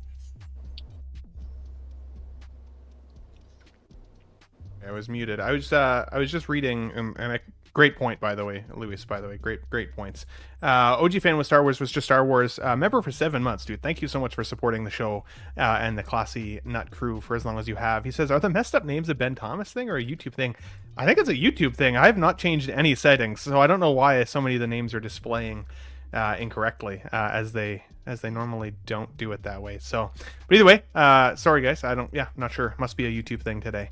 Guys, let's move on because I want to get into some 6-scale news. Thanks for being warmed up with me with all the entertainment news. We have over 50 people watching live. If you guys don't mind hitting the like button, if you haven't already, definitely would be really, really appreciated. Some really quick housekeeping, and then I want to say hi to everybody in the chat. So yesterday, I spent a majority of the day trying to think of what I could do for a next tier level for channel members. As most of you guys know, Dean the Dream Martin from Collecting Weekly has helped me design all of our channel member badges. So, of course, I one time on Collecting Weekly said it was a tough nut to swallow, and it's become my entire personality. You love to see it, but as well as all of our nut emojis have been created from it.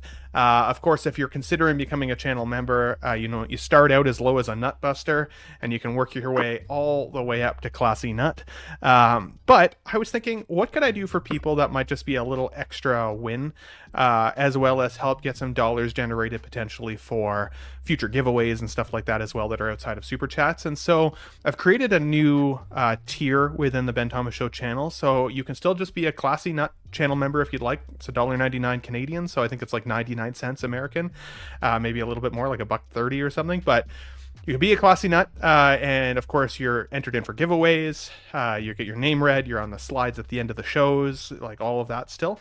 But I've created a new tier called the Nut Kings.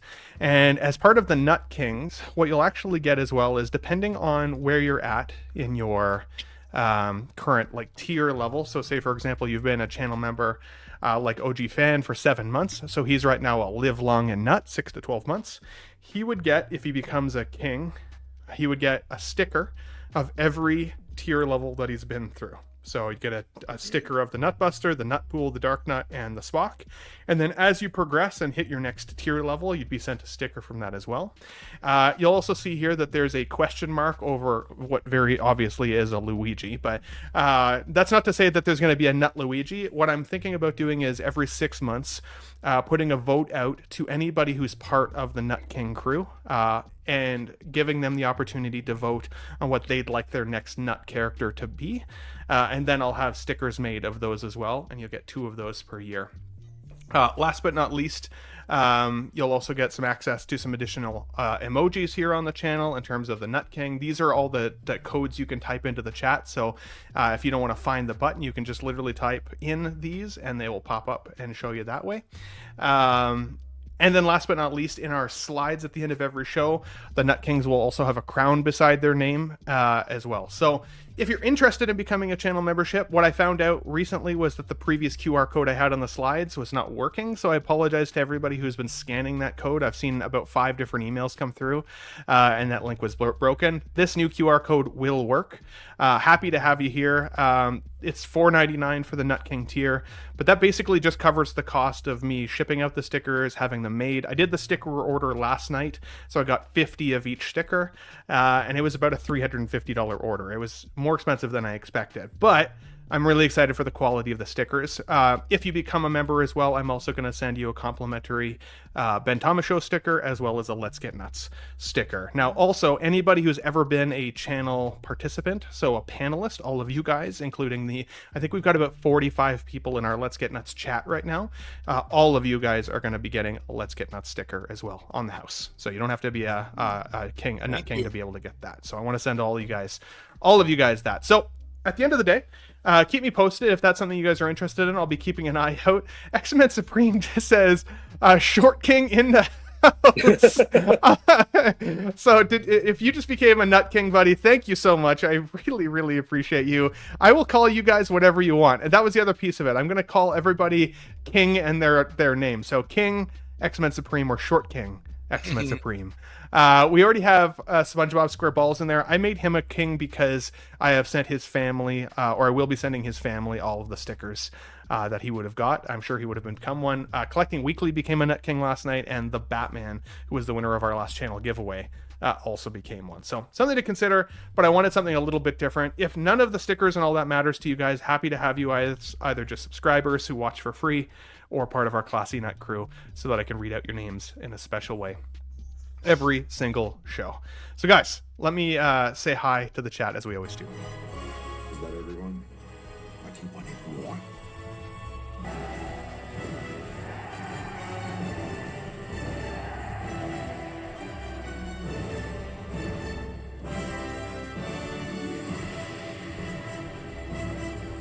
Nuts!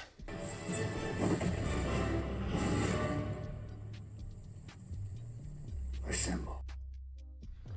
Nuts assemble. Let's go right back to the beginning here, guys. You guys are lighting up our chat today. Thank you so much. We got Valkyrie Magnus in the house. Good to see you here, buddy. We got Mr. Ron E in the chat. I'm no longer busting nuts. Yay. Love to see it. We got Ricardo in the chat. Hey, Magnus. Love to see it there as well. One Adam 12th. We got Pop Culture Relics in the house with us. Figure Proser in the chat with us as well. We got Mr. Jose Plus in the chat. Hey, what's up, everyone? Time to get nuts. You'll love to see it. We got Mr. Mark P in the chat as well. We got her geeky side, Vita, in the house. She's probably gone to bed now. Her and Jim have school assignments and tests coming up, so hopefully you guys do well with those. Mr. Jim Collector as well, of course. We got the movie canon, Mr. Geo, in the house. Watched your show this afternoon, buddy, while I was getting the show ready for you, for us. But great show on Friday night there with the boys as well. We got Mr. 12-inch Moose Stream in the house with us. Yeah, all these names are super messed up. I apologize. I have no idea what YouTube is smoking this particular week. We got King Dingaling in the house with us as well. We got OU812-C1. Hey now, happy Sunday, all. Good to see you, my friend. We got Rachel Miller in the house, my mom. You love to see it. Love you lots. Thanks for making me such a big Star Trek nerd. We got Field of Burn in the house with us. Good to see you, my friend. Chris Porteous with us again as well. Mr. 16 Figure Focus. Mr. Shane in the house. Mr. Brick Artemis in the house. Make sure you subscribe to Brick Artemis. That dude has some crazy good content on his channel. And he is the one that has come up with a 24-hour stream that we've posted about. It's coming up in September, so make sure you bookmark that in your calendars. Several different Pixel community members and YouTubers are going to get all together and do literally 24 hours of streaming. So very, very excited to participate in that. That was a really cool idea. We got Parks Industries in the chat here with us as well. Let's just see here. I want to make sure we don't miss anybody. Mr. Robert Fieldburn in the house. Good to see you, buddy. Thanks for being here as always. Damn it, Spock. Evening from the UK, Ben and panel. Always happy to have you here, buddy. Well, you got Kitty Pride in the chat. Thanks for the spoiler. Sorry if I spoiled any movies. You hate to see it. Clinton Martin in the chat with us as well. Thanks for being here as always. Summers family in the house with us. We got Mr. L. Walker. hello to the panel. Good to see you, buddy. L Walker, I'm still hoping, dude, that we can convert you on James Gunn. I know you don't like James Gunn and you're not stoked for Superman, but I'm hoping for you, good sir, that you can feel wrong and enjoy it still. Mr. Honest Hansel in the chat with us. Good to see you, buddy. Thanks for being here as always. And again, thanks for everybody bearing with me while I make sure that I say hi to everybody. It's important for sure. Six Scale Mafia, Anthony. I was poking at him the other day because I said, you know what, dude, I'm desperate to talk Star Trek with a panel of people who just want to talk Star Trek. So at some point we're going to put it together and figure out a way to make that happen. For sure. Nice. Clinton Martin in the chat, just in case I think I said you, but just in case, good to see you, buddy. X-Men Supreme, who just became a short king. You'll love to see it. We got Jedi Knights Watch in the house with us as well. Mr. Graham, gonna get you in here as well. OG fan when Star Wars was just Star Wars. Always happy to have you here. Ron E, one of our great channel members as well. Great to have you here as always every single week. My friend, definitely appreciated. Let's just see here. Making sure I'm not missing anybody, guys. Thanks for bearing with me. Let's see. I think that's almost everybody. Oh, just Keith Lee in the house. Sicario is another great Villeneuve movie. So intense. Such an intense movie, dude. I agree. Freaking love that film. Let's just see. You guys are just absolutely lighting up the chat today. Okay, we are at the bottom. Man Six Stringer, what's up? Good to see you. That's awesome. Can you buy a 3-year membership? I mean, you actually can technically buy it in advance if that was something you're interested in. We got OU812-C1 just became a YouTube channel member. Thank you so much. As well as OG fan with Star Wars was just Star Wars became a short king. Actually, just a regular king. Let's be honest. Nut King. Love to see it. Dude, guys, thank you so much for participating and becoming that next tier level. I'm so happy because I invested in the stickers yesterday, and I was hoping all of you guys would actually get it. So this is how I feel on the inside.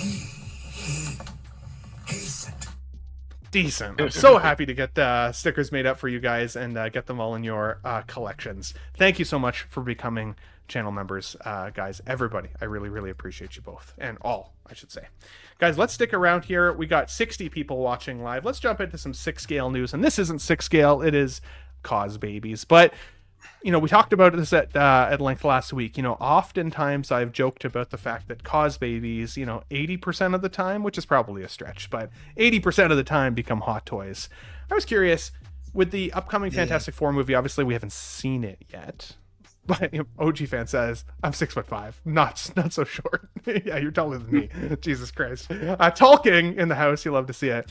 But, you know, without having seen the film, I saw a spoilery image here of the Thing with a beard this week, which means to me, like, he's going to have obviously potentially a couple looks. Maybe some of these characters will have a couple different looks. The Cosbaby has stretchy arms for Reid.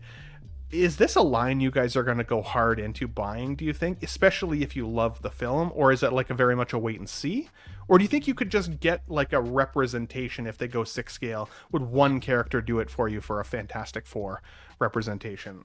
Chris, I'll start with you because I know you're not a huge 6 scale collector necessarily, but are you excited for the upcoming Fantastic Four film? Is there a character you'd want to put on your shelf, even if it's just comic representation? Wow. I think Fantastic Four is going to be the first comic movie I see in a long time, just because I'm sure they're going to disappoint me, but it feels like they're distancing it from the MCU. So I hope they distance it from the MCU, but I feel like there's a bunch of connections to the MCU that have yet to be revealed, unfortunately. But I think the standout design is the Thing, and without a blue suit on. And if I was going to look at a Hot Toys, it would be that if they make it without a blue suit. Although it would be a lot cheaper to produce if it had a blue suit. So that's probably what you're going to get. Absolutely. Yeah, no, absolutely. Mike, what about you? You're surrounded by cool comic book inspirations. Obviously, you love X-Men. Is Fantastic Four up there for you? Is this something that you're hoping goes from Cosbaby to Hot Toys? I'm hoping. I'm always hoping for a film does well, and especially is superhero genre. But I don't know much about the backstory on these, and everybody's gonna like, "Ooh, what do you know?" No, I don't. Mm-hmm. And it's just, but I think that all these guys are going to be on 6 scale. I think they're going to go deep on this line. I think this is Disney they're focusing as their savior movie to get everything going. I mean, quite honestly, I mentioned Infinity War and Endgame earlier in this stream, but it's after Endgame, it was really Endgame. And so it's been a long time since they've been back in their heyday. Marvel has been back in their heyday, and I think they are putting everything into this, and I think everybody else that's connected to it, if it's figure wise also, is going to put everything into it. So I believe it's all going to be, into 6 scale sooner or later. 100%. I totally agree, dude. Totally agree. Shane, I know you have a set of rules that you typically operate by, but obviously hype can still get you going. Are you excited for the upcoming Fantastic Four? Are you already kind of pre-anticipating buying something from them, especially if they go Cosbaby to Hot Toys? Or do you have to wait and see? Do you have to like the movie in order to still consider buying? What are your thoughts? I have no interest in the Fantastic Four. I just never even slightly thought the characters were interesting. And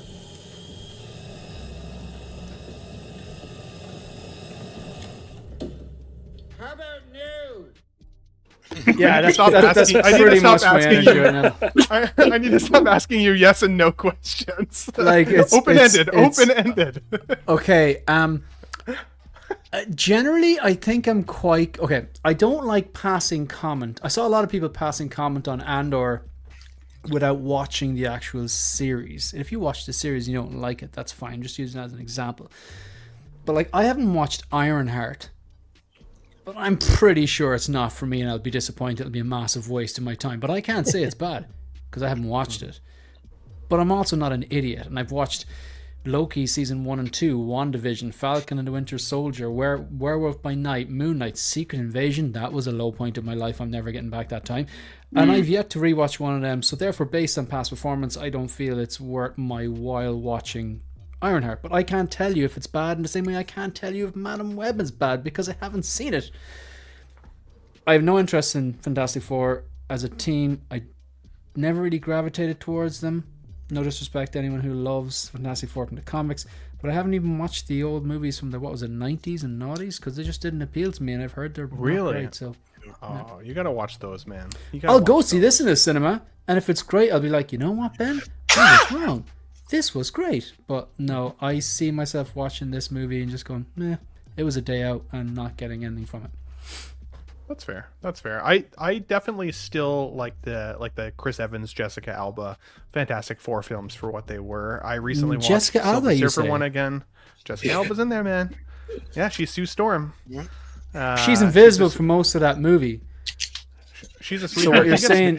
She gets naked in that movie too. What you're saying is I'm better watching Honey, which stars Jessica Alba, and it's a dancer. Is that the dancing movie? Oh, yes.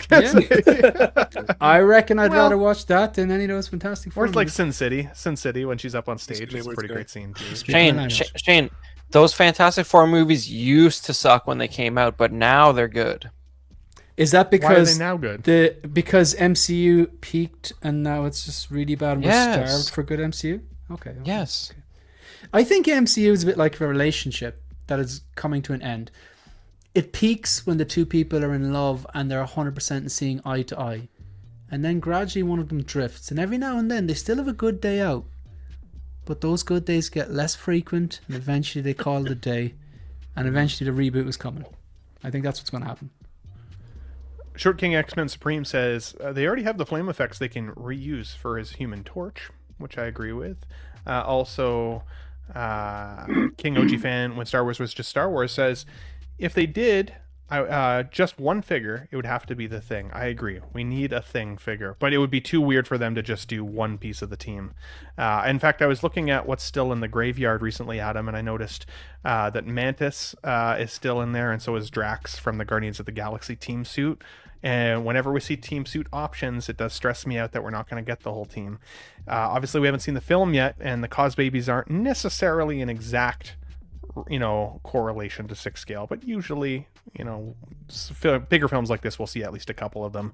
Are you already pre-anticipating buying these, or do you have to love the film in order to consider it? Well, Ben, you said it. Hot Toys, unfortunately, has a history of teasing figures that never see the light of day, or if they see the light of day, it's a decade down the road. In the case of Fantastic Four, I think Hot Toys has got to announce all 4 of these, if not the same day, then within a week or two, because that might depress pre-sales if someone is just going to they're going to come out with one figure, say like The Thing, or Reid Richards, and you're not getting Sue Storm, you're not getting Johnny Storm. You want the confidence that they're going to produce all 4 figures. I'm actually a Fantastic Four fan. I like the comics. I did not like the previous films. The one with Chris Evans and Jessica Alba, it was okay. It was mildly entertaining, but it wasn't crazy about those films. I am optimistic about this film. I think Shane was kind of alluding to it, and I think his description of the current state of the MCU is kind of spot on. Right now, the MCU is kind of snake bit. It doesn't seem like, whether you like what they're producing, they can do anything right. I actually like Thunderbolts. I thought it was a very good film, but it's a bomb in terms of the box office. Brave New World Captain America, I wasn't terrible, wasn't crazy about it. So some of the MCU series have been hit or miss in terms of ratings. I really am hoping that Fantastic Four is a hit. And what I would be doing if I was Marvel is I would actually take a page from. It's probably too late now because their marketing plans are already being executed. But I think they should have taken a page from what Barbenheimer and Oppenheimer and Barbie kind of cross the streams, if you will, in their marketing. And a rising tide lifts all boats, and people say which movie is going to make more money, what's going to be more popular, Fantastic Four or Superman. I would have worked with Warner Brothers because a rising tide lifts all boats. Superman probably will be $1 billion film. I don't think Fantastic Four will be, and whether it's the best film in the world, it's because they're kind of snake bit right now, and it doesn't seem like anything's working for them. I hope they can change course and be successful, because I love the MCU. To me, after Star Wars, I haven't felt that way about an IP since the original Star Wars trilogy that I felt with Marvel and that Infinity Saga. Post-Infinity Saga, they've been hit or miss. But the Infinity Saga was incredible to me. Mm-hmm. No, I totally agree. Luis, Adam mentioned kind of, this difficult position that superhero films are really just in right now, right? And obviously, like Mike mentioned, the same thing. It kind of peaked at Endgame, and we haven't seen kind of that rejuvenation of that feeling in our hearts since then. Ironheart, I was gonna even have a slide for that today, and I decided not to put it on because I haven't even watched it yet. So I was like, I can't speak to that quite yet, but feeling a little bit less excitement for those types of films these days. But at the same time, I am pretty excited for Fantastic Four, and I am excited, obviously, for the new DC universe as well. Is the Fantastic Four something you're excited about collecting from, or really, again, do you need to have that love like we had for some of these old superhero films first before you'd consider buying? Great questions. I'm definitely excited for Fantastic Four. I think it'll be great with, obviously, Superman, Jurassic Park. So some really big summer movies that I'm really gonna watch and just hopefully enjoy all the eye candy, right? I think with Hot Toys, with Marvel, because there were so many different crossovers and part 1, 2 sequels, then you've got Avengers in a couple years.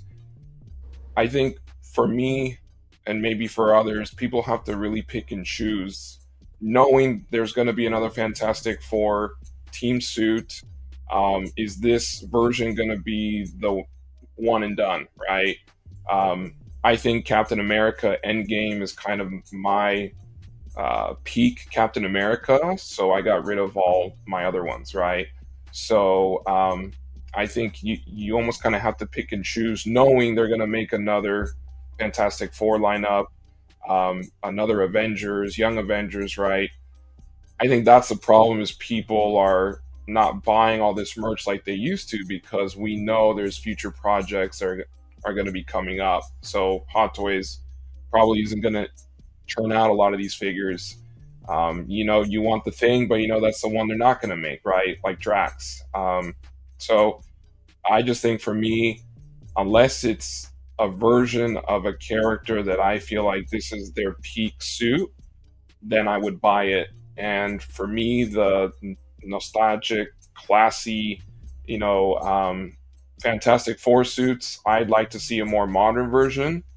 So I would pass these, but again, seeing as to how Star Wars is my love, I think a lot of the MCU stuff I skip unless it's the iconic suits, right? The Tobey Maguire, classic Spider-Man, Wolverine.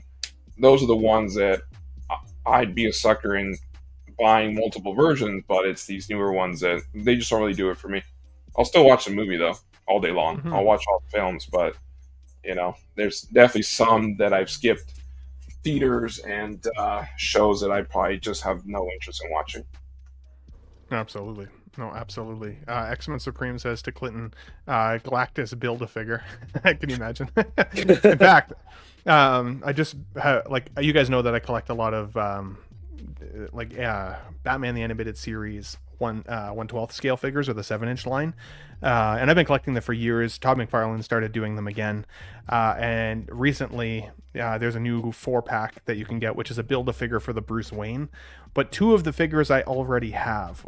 One is the Phantasm, and one is Poison Ivy. And I'm like, do I spend $60 to get the Build-A-Figure pieces so that I can have the Bruce Wayne, or do I just say screw it and not have it? But I already have bought these other 2 figures, so I'm like, I hate the conflict of being a collector sometimes, because I really want that suited Bruce Wayne, but I don't need to spend $60 on 2 characters that I already have just to build it. I freaking hate that. So it was a side note, but it was driving me crazy the other day. So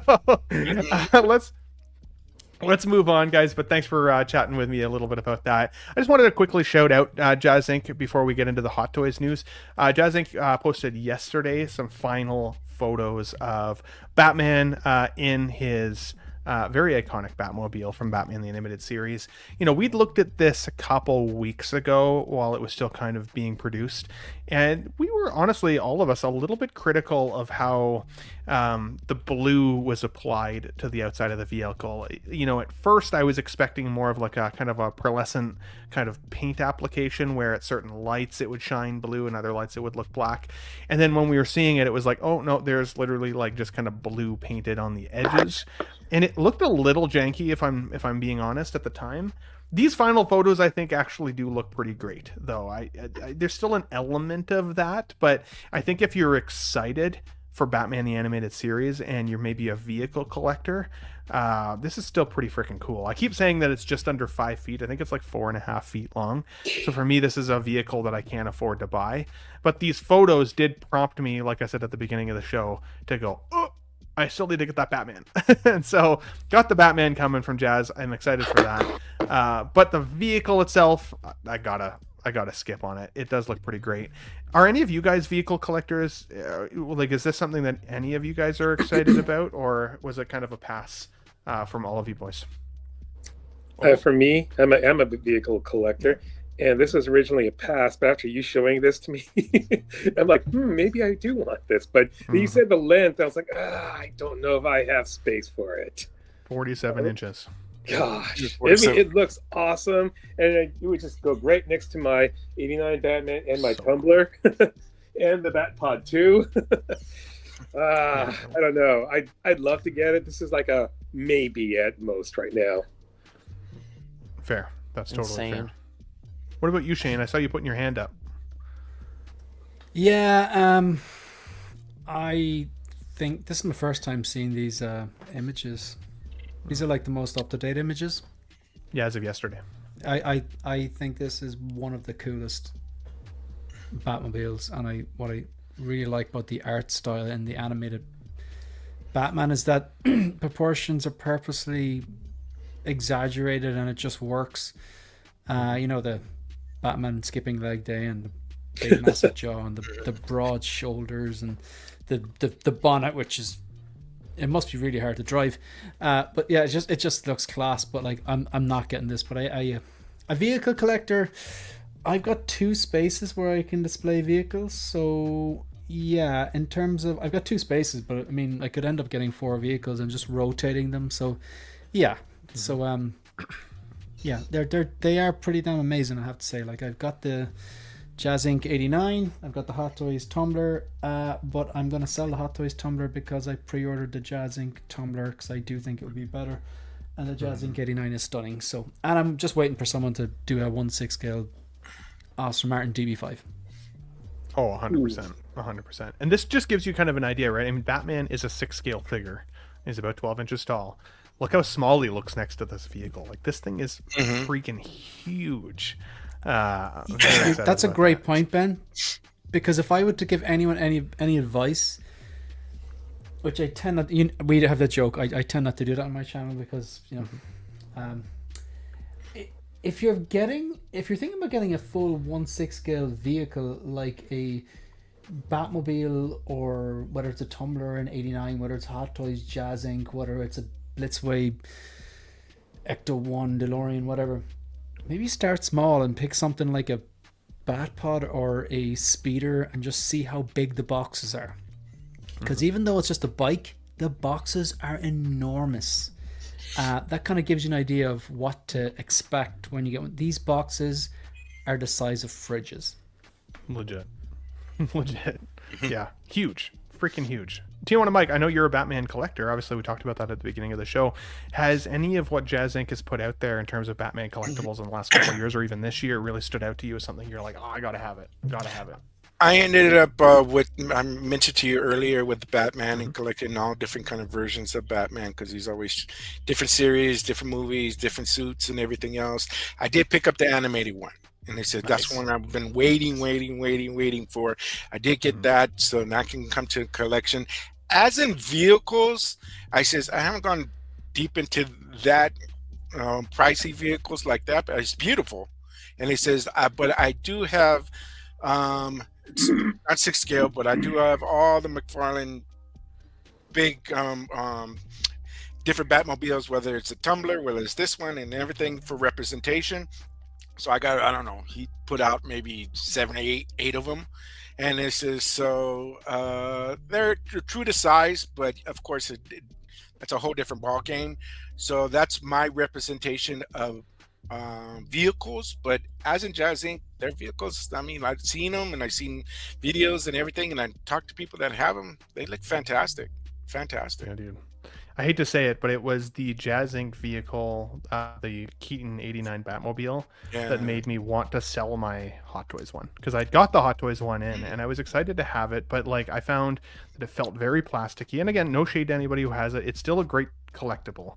But then after seeing kind of what else existed out there in the world, I was like, you know what? It's just not what I was hoping for it to be once I got it in hand. And the 2.0 of that Batmobile was a little shitty too, because they didn't really upgrade it. They didn't convert it into USB functionality. It was still battery function. Like there was a bunch of things that I was like, Hot Toys was lazy on this one.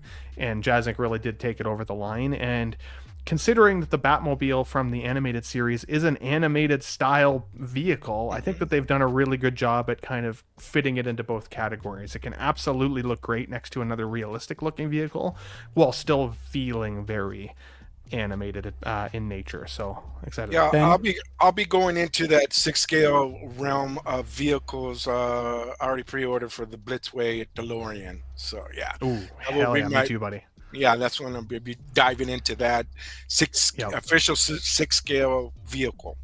That's gonna blow you away, because even my Hot Toys one, I freaking love that car, and the fact that the Blitzway one does so much more, I'm just like, I'm so excited. I've never thought that I'd want to stick my hand in a vehicle just to press the brake pads to see the brake lights come on, but hell yeah, I'm gonna do it.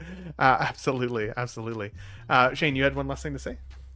Yeah, I'm glad you said that again, no shade to anyone who owns the Hot Toys 89 Batmobile, but I'm glad that you said that when you had that, like you were an owner of that, so you're not being biased towards Hot Toys or whatever. You're like, man, this you're still looking over the grass is greener type of thing. Like I had the 89 2.0 on pre-order, and then the Jazz Inc.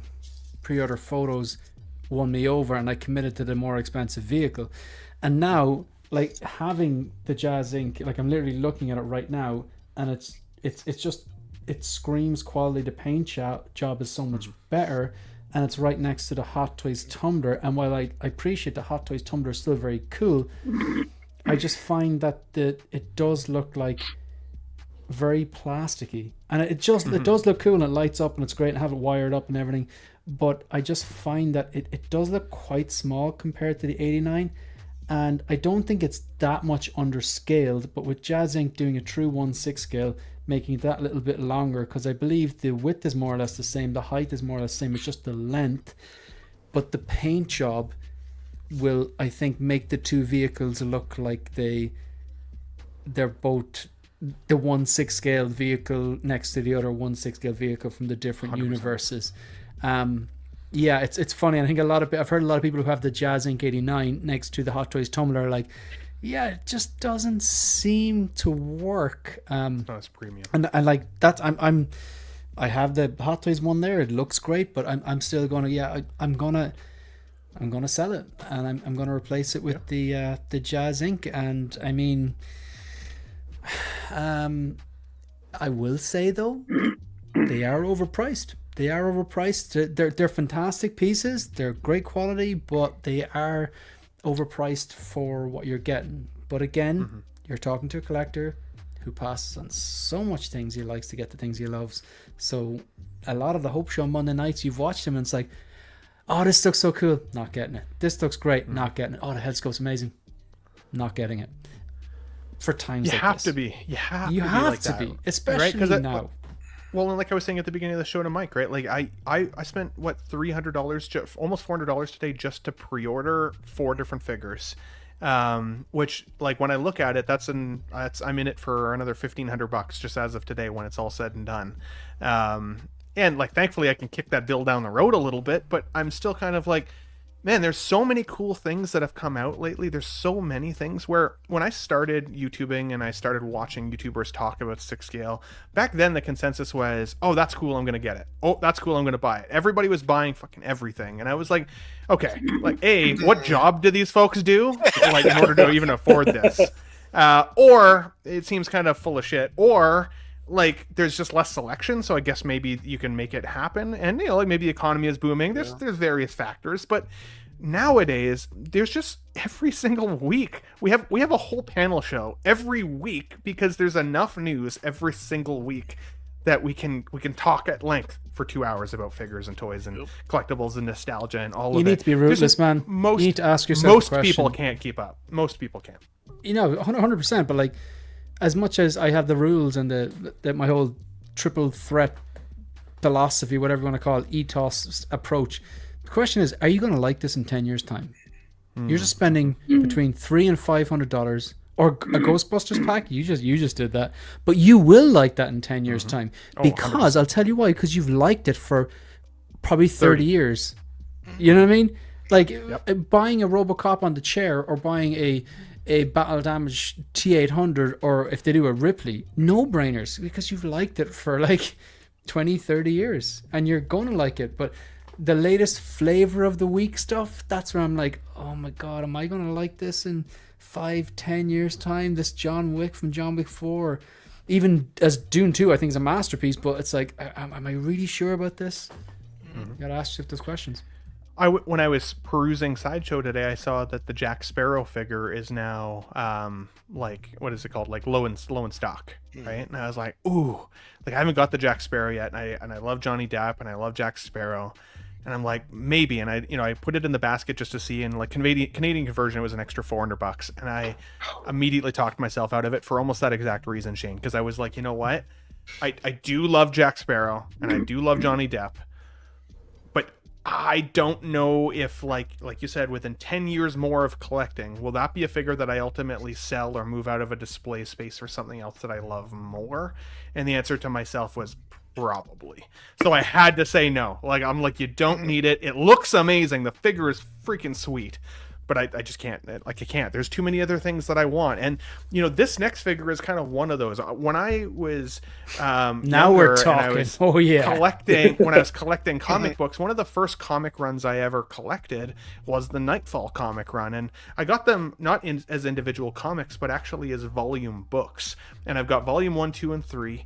And it pieces together the entire story of kind of essentially Batman having his back devastatingly broken by Bane, and as a result obviously has to take some time off of the mantle of the Batman. Nightwing is interested in taking over the role, but he's a little too young, he's a little too cocky, and so Batman reaches out to Azrael, or a guy named Jean-Paul Valley, and says like, hey, there's a lot of responsibility behind this, but if you can take over the mantle of the Bat while I heal, essentially it'd be very appreciated.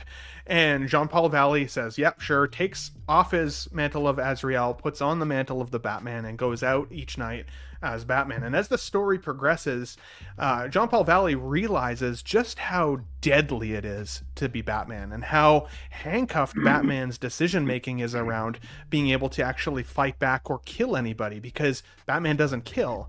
And Jean-Paul Valley's like, what is the point in me fighting crime every single night just to beat these guys up, and then what? Like, they hit the streets again? Like, what am I doing? And so he ultimately ends up really hurting some people and actually killing one or two guys. I think it's only one, but killing somebody. And also realizes just how vulnerable he is in the standard Batman outfit. So he upgrades the Batman outfit into this beast that you see on the screen.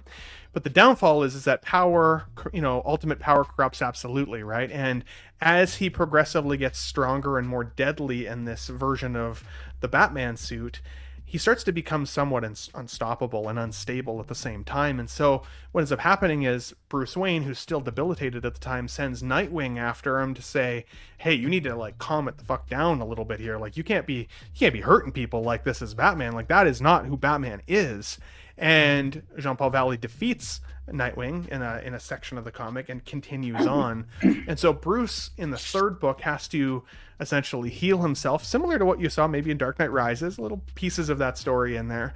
Heals himself back from a broken back and comes after Jean-Paul Valley and ends up being able to take him out of the mantle again and takes over as Batman once again. But really cool story. And of course, this Nightfall Batman that we're seeing on the screen is a representation from the Arkham Origins video game. And it's funny because we've only seen, I think, one other Arkham Origins character in 6 scale so far, and that was the what the hell is it called? It was like the Arctic bat suit, like the big I can't remember exactly what it was called, but basically a big iron Batman Arctic suit. What the hell was that thing called? Anyways, doesn't matter. This is the second option. What we haven't seen is the original Batsuit from Batman Arkham Origins yet. So that's something that people are desperate to have if they're looking after the game representation. For me, I don't think this screams game. This just screams comic. But like we were just talking about, if it looks cool and I love it, but something else that comes out that I'd want more takes it over, is it going to be the first thing to leave my display? So, Mike, I'll start with you. You're a big Batman fan. Again, we just talked about that. Is this a representation of the Batsuit that you need to have, knowing that it's not Bruce Wayne under the mask here? It is, of course, Jean-Paul Valley, but still a really cool representation of a Batsuit for a collection. Every show that I've been on is selling me, and Valkyrie knows the thing we're on. We're talking about it on Friday night. And the first glance of this figure, I said, no way. And it says, and in the chat, they had somebody put in that robot figure from Toy Story at the end, the enemy guy. Zurg. Yeah. And I said, yeah, he kind of looked like Zork. No way for me.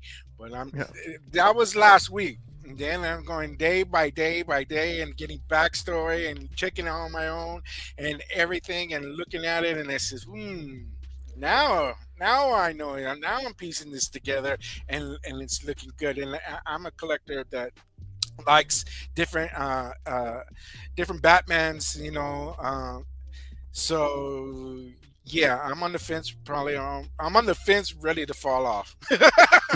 Yeah, to get this one, and it says So because either way, it says if it's Batman, if we're gonna go by that, 10 years down the road, it's always Batman.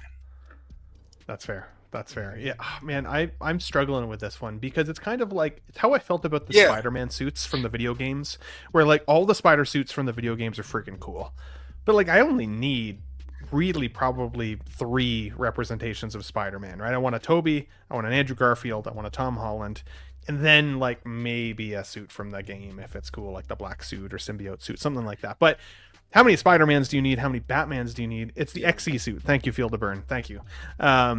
Yeah, how many Batman suits do you need? Well, for some, all of them.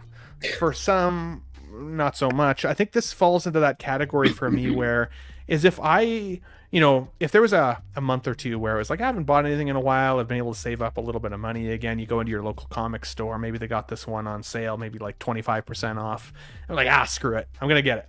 Because I would display it with the comic books. I wouldn't necessarily even display it with my other Batman.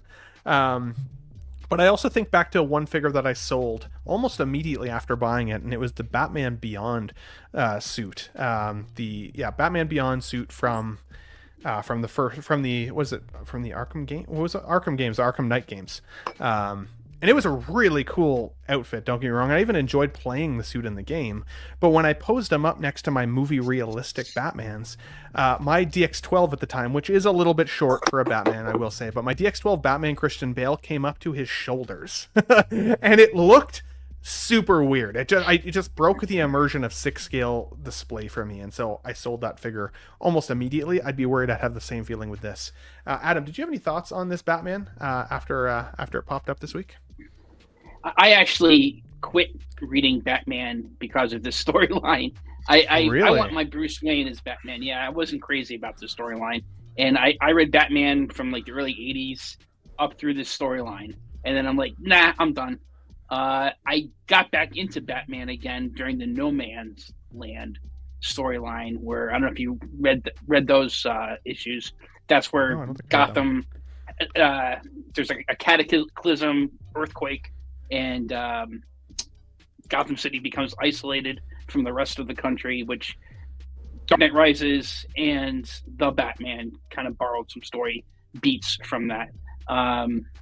So to me, this didn't sell it to me because, as I said, I kind of tapped out. In terms of kind of taking a page off of what Shane was talking about, my rule in terms of collecting to try to, because everything, as they say in the Lego movie, everything is awesome. And there's just so many good things to spend your money on. But, you have limited funds, unless you're a billionaire, and limited space, real estate. So what I've tried to do is it has to be from something that's been out at least 5 years in terms of an IP. Now, obviously, there's some exceptions. Like, if I really love the new Superman movie that's going to be coming out, I plan on getting that figure.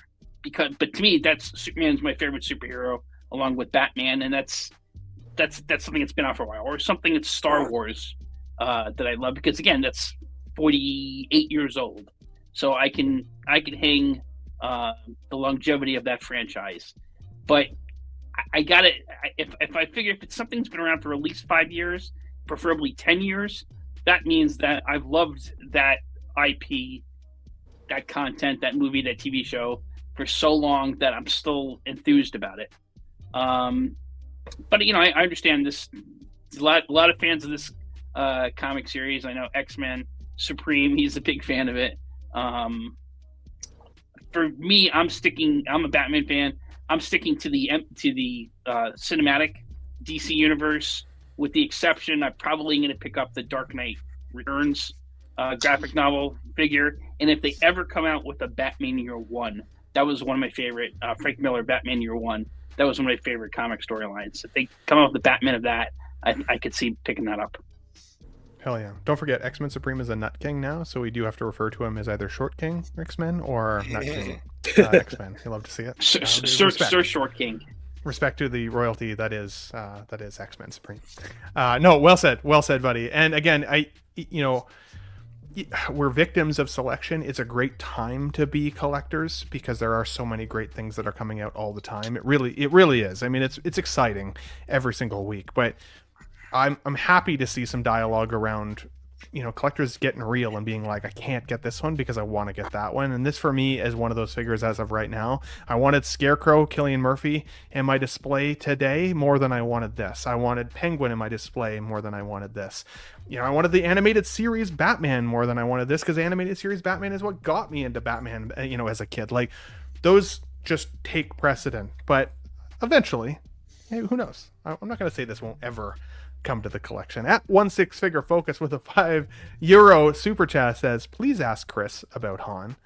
There is still a chance to save Han.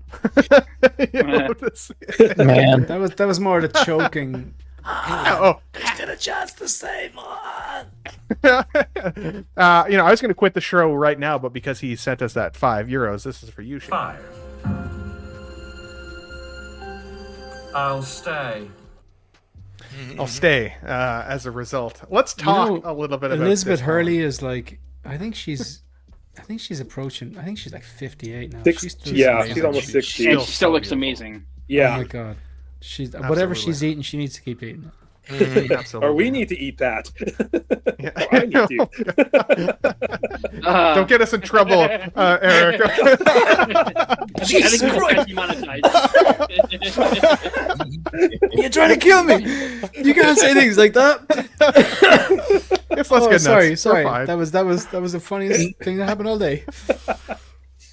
Han Solo from Return of the Jedi has been released, and I am excited about this one. I'll be honest, when this got released the other night, I was like half asleep, a little stoned. I shouldn't smoke so much weed in the evening, let's be honest. But I looked at the photo and I was like, oh my god, is that Empire Strikes Back Han? Because he didn't have his trench coat on. Then I opened the photos up, realized it was this one. But they've definitely, in my opinion, improved, I think, the likeness, and I think they've improved the hair sculpting. The hair in the proto was very voluminous, and while he did have pretty voluminous hair in the film, I think that this is a better representation of what his hair actually looks like. My only criticism of my figure preview on this, I think if they'd had some dangly hair in the front, just a little bit to reduce his 5 head, I think it would have been like a 10 out of 10 likeness for me anyways, because like, look, I've got the photo of him right here in combination with all these other photos of Han Solo. He's got forehead wrinkles in every single one of these pictures. The hair volume is definitely there. The only difference is he's got some wisps that come down and just give him a little bit less forehead.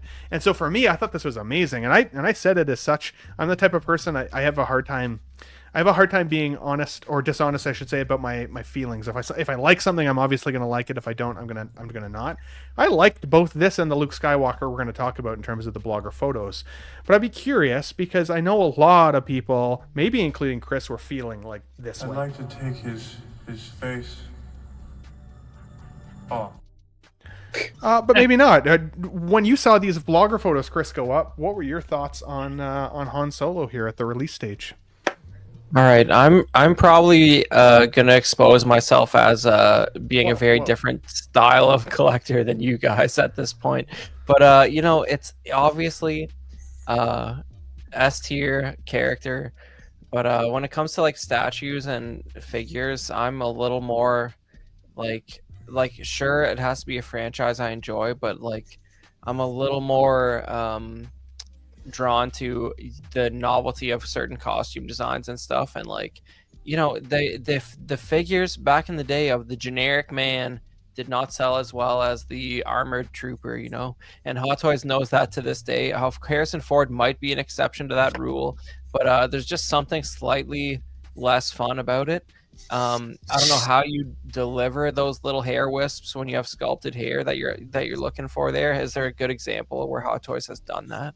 I can't think of one where there's like a structured piece of hair that's actually not attached to the head coming down. My Multiverse of Madness, what's his name? Doctor Strange. But is that like multimedia coming over? Is that like a no, it's still sculpted. It's still sculpted. Okay. Yeah. Interesting. that they probably could have done that, and that would have you found it less distracting. The hair looks a little dark compared to some of these shots. I don't know. Maybe that contrast and lighting is throwing it off. But I think what a lot of the times the problem here is like the guys doing these Hot Toys photo shoots, like, you know, if you look at the movie, there's very clearly a key light that's about eye level. And, you know, they could match that, but instead they do this weird stuff where there's this overhead lighting and the deep shadows in the eyes. And, like, why does it look different from the movie? Because they're purposely lighting it different from the movie. And I think a lot of that can be down to artistic choice on blogger photos and stuff like that. Because, like, you see how you can see his eyes? There's light in his eyes in all the pictures from the movie, but not the Hot Toys. That part of that's what's throwing you off, I think. Yeah, well, I think that's a great call. Do you think the likeness is there then, Chris? Is kind of what you're saying? Like you like this? Yeah. This expression fits this movie because he is like a disaster in this movie. Like can't see for half of it. He doesn't really know what the direction of his life is anymore. He basically has like one moment where he's figured out everything, and that's after the Death Star blows up. Like other than that, you know, he's just like being dragged along for the ride in this movie. So it fits for me. That's fair. Absolutely. Before I move to you, Shane, on this Han Solo here, very special announcement. Mr. 12-inch Moose Stream. I see you out there, good sir. I see you out there, good sir. He's become King Moose Stream. King Nut 12-inch Moose Stream. Dude, thank you so much for supporting. I'm excited to get you your stickers out. You'll receive stickers all the way back to your first month being a channel member. So I owe you a lot of freaking stickers, buddy. But this is for you because I felt like this when I saw this. Damn! Peanut butter and jam! Hell yeah, Mr. 12-inch Moose. You'll love to see it. You get 2 BAMs. Thanks for being a member, buddy. Always appreciate it. And then Valkyrie Magnus, lighten up the chat. You guys have been awesome on Super Chats today. Thank you so much. I really, really appreciate you guys because anything in terms of fundraising for Super Chats, memberships, goes back to the channel members so I can give more things away. So one fundraiser with my pals, Mr. Valkyrie. You don't understand. One fundraiser with my pals. You'll never need another cent. I'll never need another cent after streams with you boys. Thank you so much, guys. I really appreciate all the generosity today and for becoming the Nut Kings. I love to see it. We've got a couple kings in there now. It's gonna be hard. I'm gonna have to put a little poster beside my computer so I remember who to call king to. Also, I told Vita, you know, aka her geeky side, and Jim, I said if she becomes a king, she can be a queen if she wants, or like King Valkyrie, stay King Valkyrie. So we'll see how it goes. But Mr. 16-figure focus. That is so 2025 of you, Ben. You are so progressive and inclusive. I'm okay to be progressive. Hey, she appreciated the message. She was like, "Oh, that's really sweet of you to think of that." I'm but maybe she wants to identify as a queen. I'm just saying. Fair enough. I'm just saying. Fair enough. Just saying. Absolutely. Okay. Yeah, absolutely. This is literally a maths game here. Harrison Ford, from what I can see, if you look at the photos of him, has 2 separate, very defining wrinkles, one over his left and right. And then he's got one that joins completely. So it's like a half wrinkle over his left, half wrinkle over his right, and then a defining wrinkle.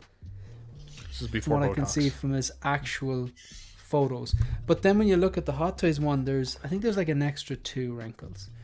And we've seen that before on, I think it was the Tony Stark sculpt from the Mark 6 2.0 with the gantry, if I'm remembering correctly. So there's that. So look, I don't have a Han Solo. I prefer the Bespin, as the vast majority of people probably prefer, but I'm gonna pick this up, and maybe eventually when they inevitably give us the Bespin Han, which is more or less the same as this, minus the duster, and then with a blue long sleeve kind of bomber, which I'm sure you can get on. It's only a matter of time before you get one on 1/6 kit for like $30, because customizers are going to realize that people want to lose the trench coat here and then recreate the Bespin Han Solo look with that blue bomber thing. So I imagine, pay attention, there's going to be little customizers or little runs and stuff like that from maybe, I don't know, what are those, Daft Toys or whoever. But I think this is probably about a 7.5 out of 10 in terms of likeness. It's not a 10.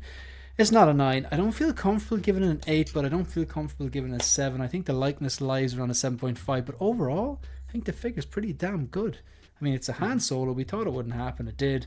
I can't pass on this. If this is the representation, this is representation. I really like the long coat because I just think that long trench coat, duster style coats, whether it's Cad Bane or whether it's Neo from the first Matrix movie or whether it's Kyle Reese or Deckard or Kay, they just look cool. And this looks cool, even though he doesn't wear it that much. So if you probably don't have the photos actually, the Hot Toys, some of the blogger photos were very cool. There was 2 in particular where they used the base where he has one knee up. One of them actually looked like he was doing a force pose, which was a bit weird, but it was a really cool pose. But yeah, this is coming home. It's Han Solo, but it's not a perfect figure. Absolutely. Nope, that is fair. And you mentioned one thing with regards to like if this is the figure, then like you're gonna probably try to get it down or get it locked in. I would say, Adam, for me, I'm gambling a little bit on this because I have actually chose not to buy this figure in hopes that we get an Empire Strikes Back Han It's Solo. going to happen. In hopes. Your gamble will pay off. You think so? Because I've got mostly Empire Strikes Back figures up top here in terms of my Star Wars display because that's my favorite Star Wars movie. Yeah. I need an Empire Strikes Back Han to go with the Chewie that I locked in last week because I'm excited for Chewie. Do you think that gamble is going to pay off, like Shane said, Adam? And what are your thoughts here on Mr. Han Solo, the figure?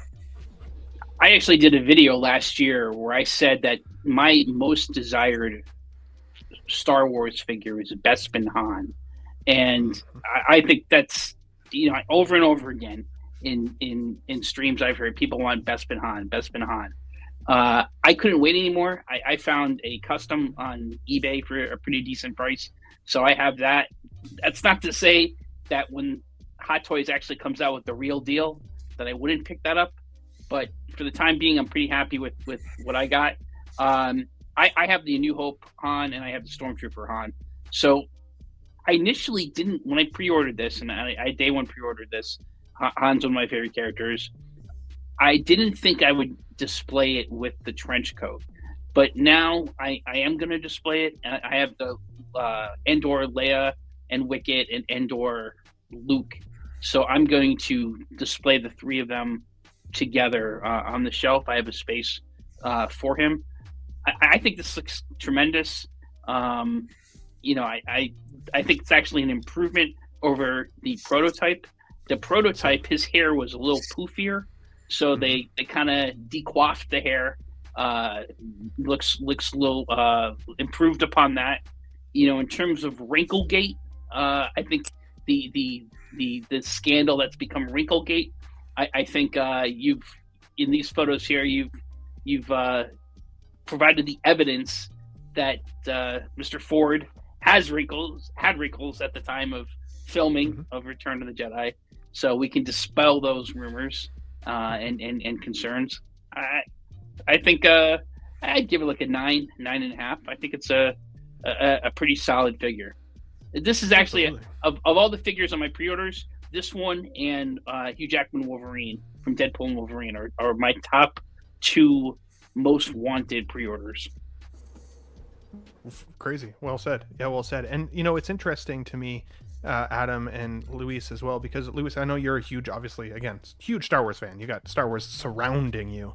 I've seen a lot of people even say, though, who maybe are not as big of Star Wars fans, that, hey, you know what, this is at least a younger indie sculpt. Maybe I can figure out a way to turn him into a Indiana Jones. I don't see that, if I'm being honest. I still think he looks too old in this figure form to make an Indiana Jones out of it. Maybe Last Crusade, but I think even that would be a stretch. That's factually inaccurate, Ben. Last Crusade came out in 1989. What are you talking about, man?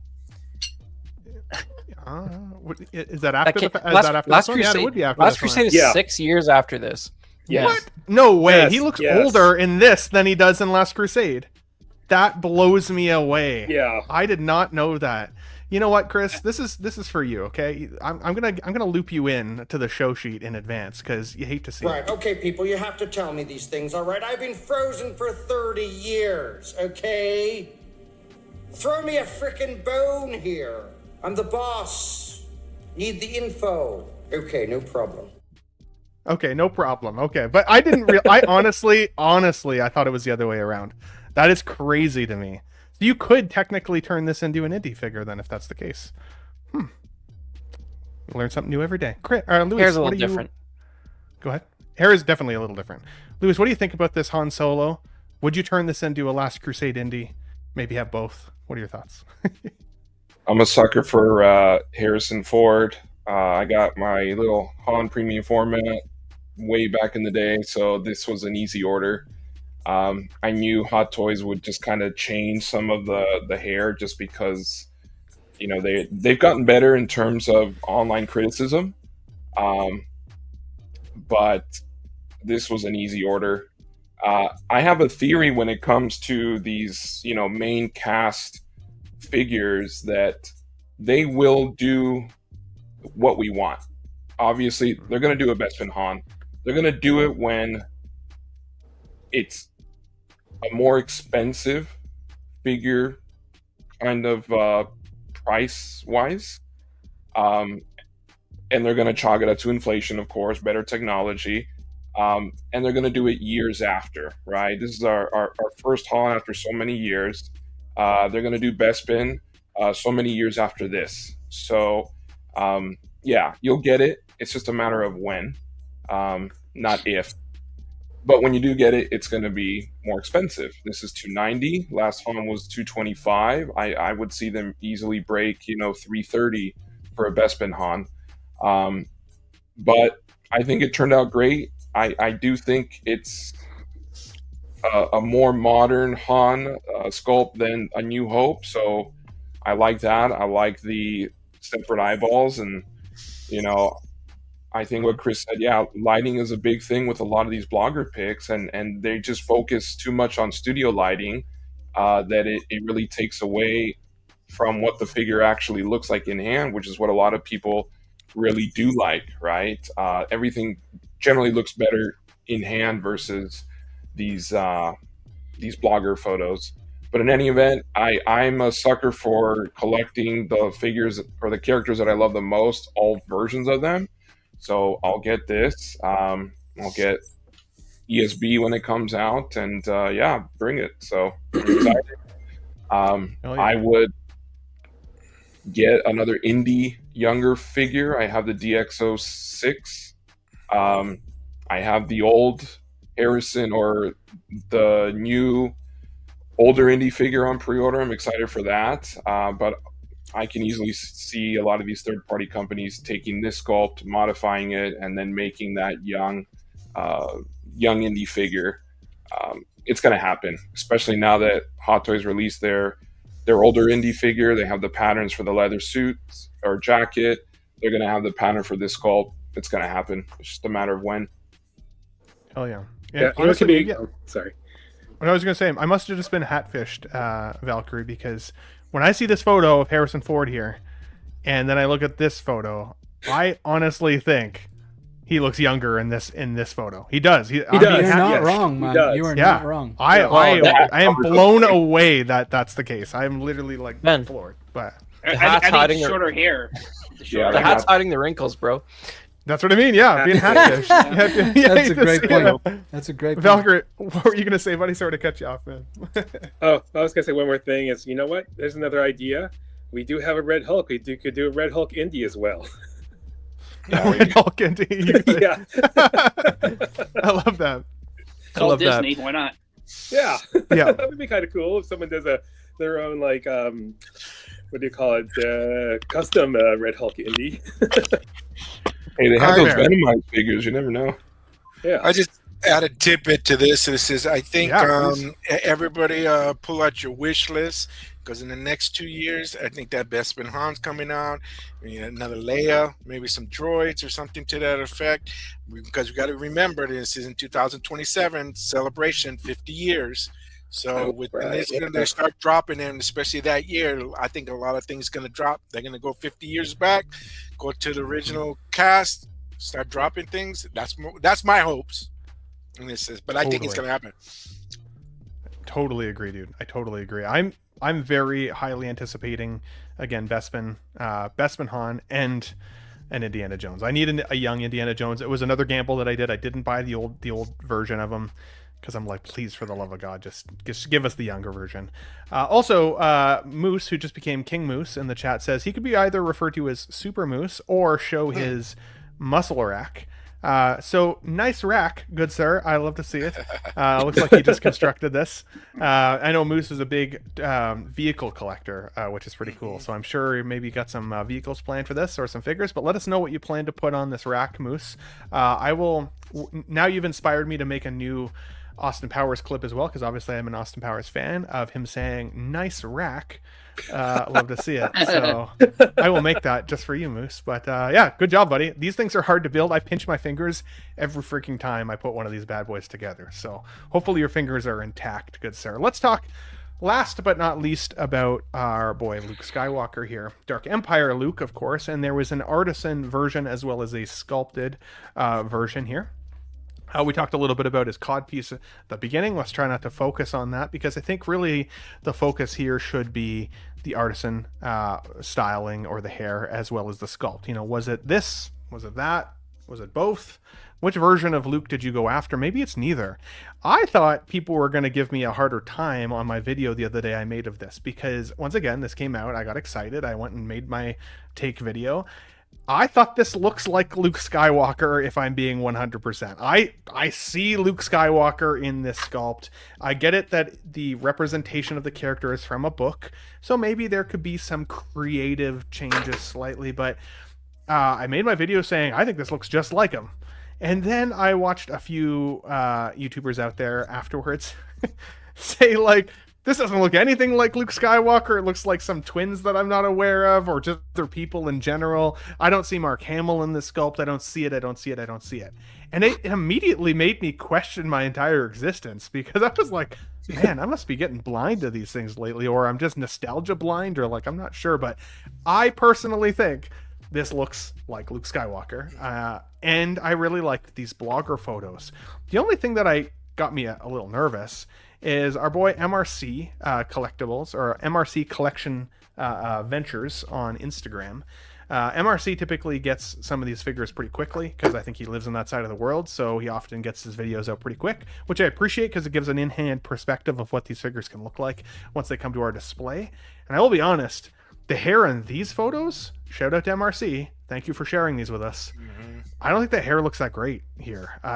It worries me just a little bit, and it looks absolutely horrendous. Yeah, I am not a hairstylist. If my figure comes out of the box like this, I'd be fucking mortified. So yeah, when I saw these, I was like, this looks good. That is what I would expect out of the box. Yeah. This, not so much. So Chris, you do have this figure on the way. Did you? And you said you went sculpted. So I think you said earlier you might be happy that you went sculpted. Is this the reason why? Did you see some of these photos floating around? Yeah, it is the reason why, but this is what I thought the artisan would look like at like year 4 or 5, not like out of the box, you know what I mean? But still, I don't want it to look like that at year 4 or 5, so that's why I went with the sculpted.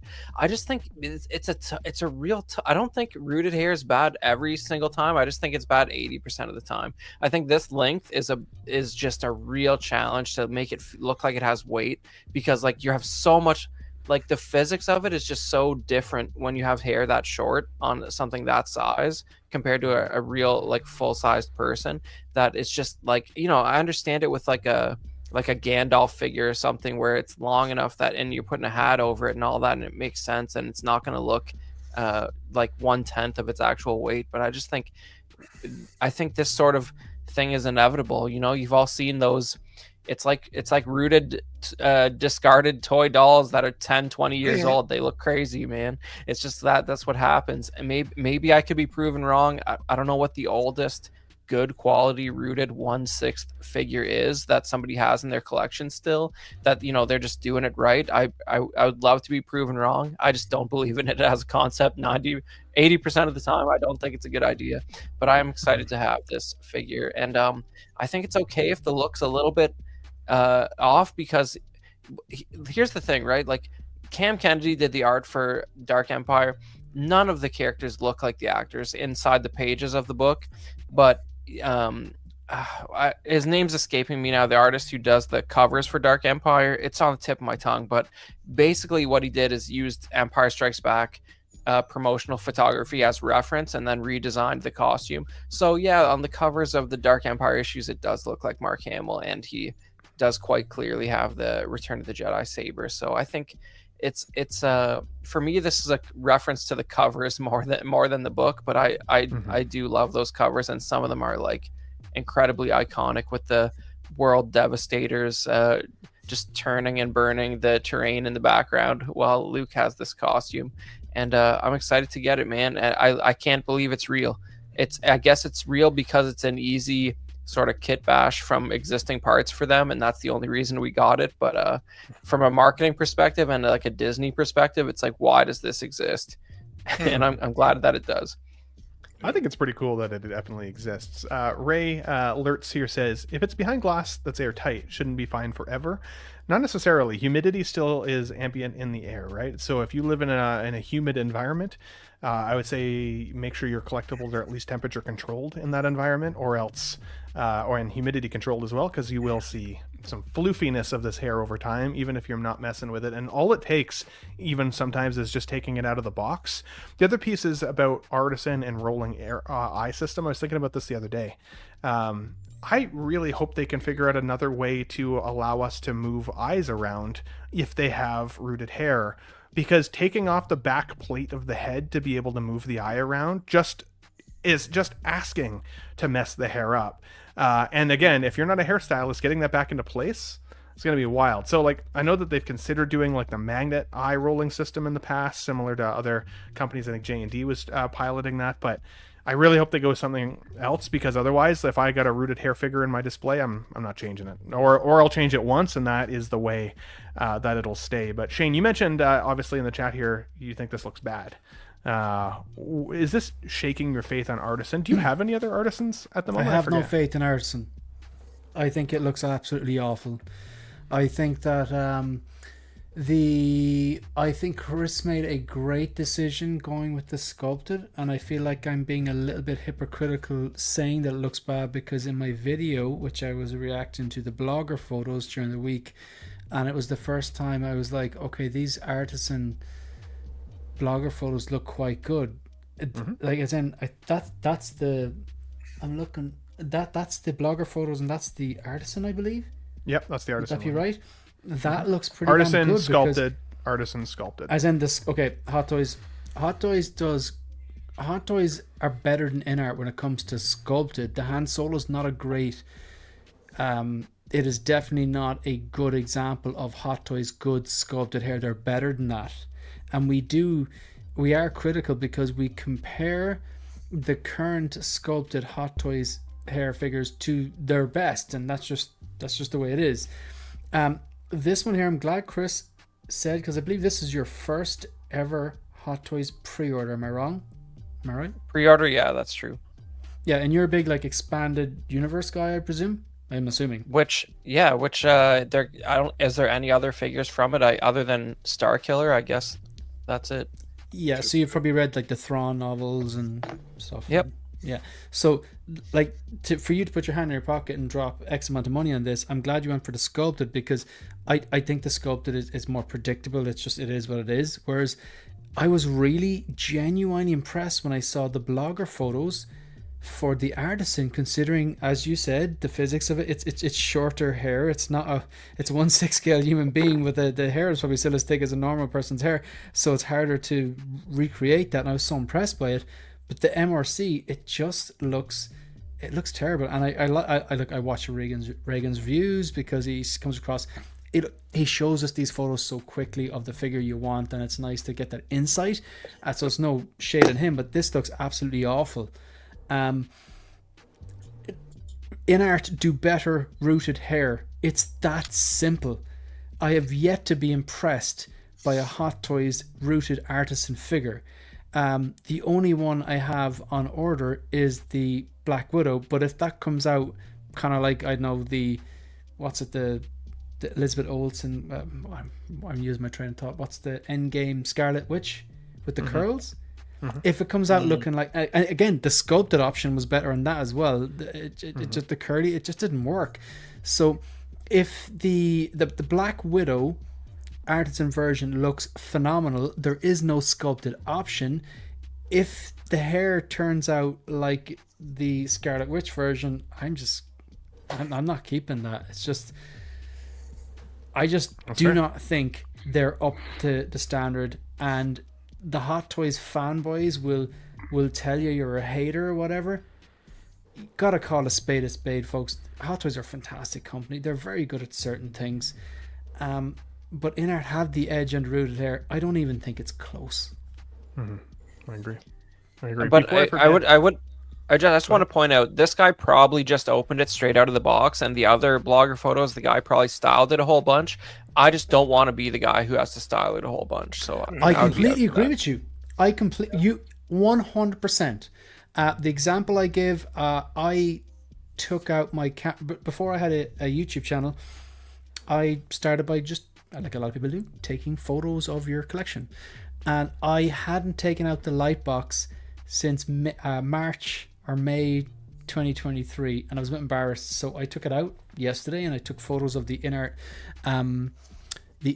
Joker rooted 4-pack, and those photos, 3 out of the 4 of them, they have rooted hair and it looks so natural. But what I love about it is I haven't had to do anything with them. It looks like real hair.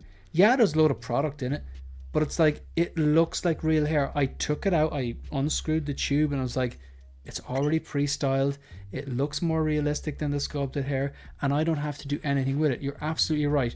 Whereas the InArt rooted 2-pack, the Heath Ledger one, recently I had to restyle that. Now it was a learning curve, but now I'm like, okay, I'm confident enough to do it.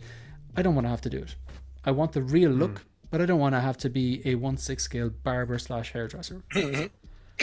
Yeah, absolutely. Before I forget here, guys, Ash Chase with a $2 super chat earlier as well, and I almost missed it, so sorry about that, good sir. He says, where's Yellow Wolverine? Dude, I agree. I am hoping that I can make a preview video on Wolverine like in the next 2 days. I've been expecting it for, honestly, I thought maybe we'd get it a little early, especially when we saw the Artisan Age of Apocalypse figure go up using the same sculpt. I was like, ooh, okay, maybe that's what we're gonna get then, right? Because it's the same sculpt, so that'd be awesome. And then that was already like 3 weeks ago. So I am with you on that one, dude. Let's hope that's like literally freaking any day. But in terms of you thinking just like me, you complete me, Ash Chase. No, you complete me. I feel the exact same way. Luis, you got the Artisan Luke on the way, you said here in the private chat. Tell us a little bit about that. How are you feeling now that you're seeing this in particular popping up on your screen?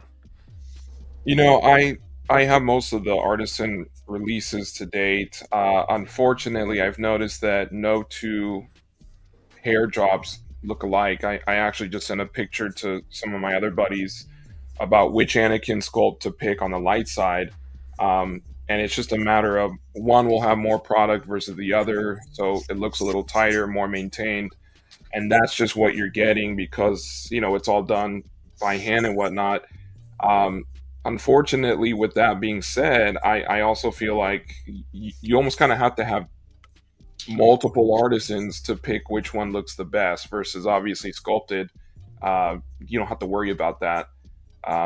So with this one, on the blogger picks, the hair looks good. On the MRC video, I did see initially it looked tight and it looked good, but it looked like he was also trying to style it, and as soon as he did that, it just totally felt loose and really fluffy. I go a little bit more OCD with my Artisans and some of the higher end stuff that I have that I use gloves, not to get any oils or whatnot, and that may be too much for people, but I also want my stuff to last as much as possible. And we naturally have oils in our hands that could easily damage these things, let alone if they're, being used with chemicals and whatnot. So I'm still excited to get this, but it did take a little bit of the wind from my sails when I saw kind of the afterlook. Um, I think this will be like a huge learning lesson for Hot Toys when it comes to styling shorter hair versus their longer hair. But you know, it's Star Wars. It was the second Star Wars Artisan release, and it's Luke on top of that. So just something that I naturally felt that I had to get. But I'll be honest, I'm probably gonna pop the head off and put it on my Return of the Jedi Luke, and have like the ultimate Luke. So we'll see. But for the most part, I'm mainly buying it for the head sculpt. But it'll be cool to just go back and forth. I'll probably pop the sculpted Jedi Luke head on this guy and then swap heads essentially. So I'm still excited, but yeah, it's going to be one that unfortunately I feel that the heads are just going to be all over the place. It's not going to be consistent. Yeah, that's fair. That's a good point. Really good point. X-Men Supreme, by the way, with a $5 soup chat as well. Guys, you guys have been so generous today. Thank you so much for participating and contributing, guys. I really, really appreciate it. He says, I should say that Wanda's hair for me looked great out of the box, but I can't say I was blown away by it. It wasn't as bad as what we were seeing, though. So, I mean, like... I feel like you should be blown away, though. You know, kind of like Shane was saying with regards to his Joker figures. Like, he feels like they just have real hair. It doesn't. You're not looking at those figures, Shane, and being like, wow, that's a really good rooting job. You're looking at that being like, that looks like a real person in my display. Wow. And I think it's not as bad, but it's not amazing or mind-blowing either. Is still kind of a testament to say that I think InArt still does hold the candle when it comes to Hot Toys on the rooted hair side here. I think Artisan really should have been more of like a DX in the sense of came with rooted hair but also upgraded materials, leather accoutrements, die-cast materials, whatever it is. Make it feel more premium so that it wasn't just the hair that we are necessarily scrutinizing. But X-Men Supreme, thank you, buddy. Thank you. Thank you. Thank you. Oh, thank you. Thank you. Thank you. Thank you, buddy. I definitely appreciate you. Mike, I'd be curious from you, when talking about Artisan and this figure here especially, feel free to talk about the figure. What are your thoughts, though, or what would you say to collectors who are spending quite a bit of money to get an Artisan figure in hand? Some people paying pretty big aftermarket dollars to get these in hand. What do you think the resale value of Artisan figures down the line are going to look like? Because again, if what we can expect potentially is this, even out of the box, I'd be worried as soon as I put this on a Facebook marketplace, somebody's going to say, I'll buy it for $200 less. I'm not going to pay full price on that. Even if this is how it comes out of the box, what does resale value look like on Artisan, do you think, or predict for the future? And what were your thoughts on Luke Skywalker? That depends on us, and this is in the person, the consumers, because they're raising the price on that. I'm not a fan of Artisan, and it says so. I got one in front of me, which is the Lady Deadpool, and that's the way she came. There was no choices. Boom. I didn't know to. I got it back and got it delivered and brought it, and it says, oh, she has Artisan hair. Okay, so be it. And it says, and the second one that I had no choice into is the new Wolverine that came out. That's going to be, that kind of scares me, that hair, when that comes out of the box, but still no choice. This one I got sculpted. I ordered it sculpted. So I don't like to bother with the hair and everything. But, I mean, like Shane says, sculpting looks good. There's fans of this Artisan, and then willing to go deep. And didn't everybody go ape shit over Artisan? What's the name? Anakin, just recently. And I says, but I mean, I got Kenobi that came out, but I went straight in there and got me my sculpted and got out. And I said, I didn't mess with it. It's overpriced from retail, and then more overpriced when it hits the eBay section. So no, I'm not a fan. I don't see much of the difference in it, especially if you're not getting it down pat. It's hit or miss, and you really want to spend that much money for a hit or miss? Yeah, it definitely seems a little bit like a gamble, right? Yeah, in that sense. Absolutely. Here, I'm going to pull this up.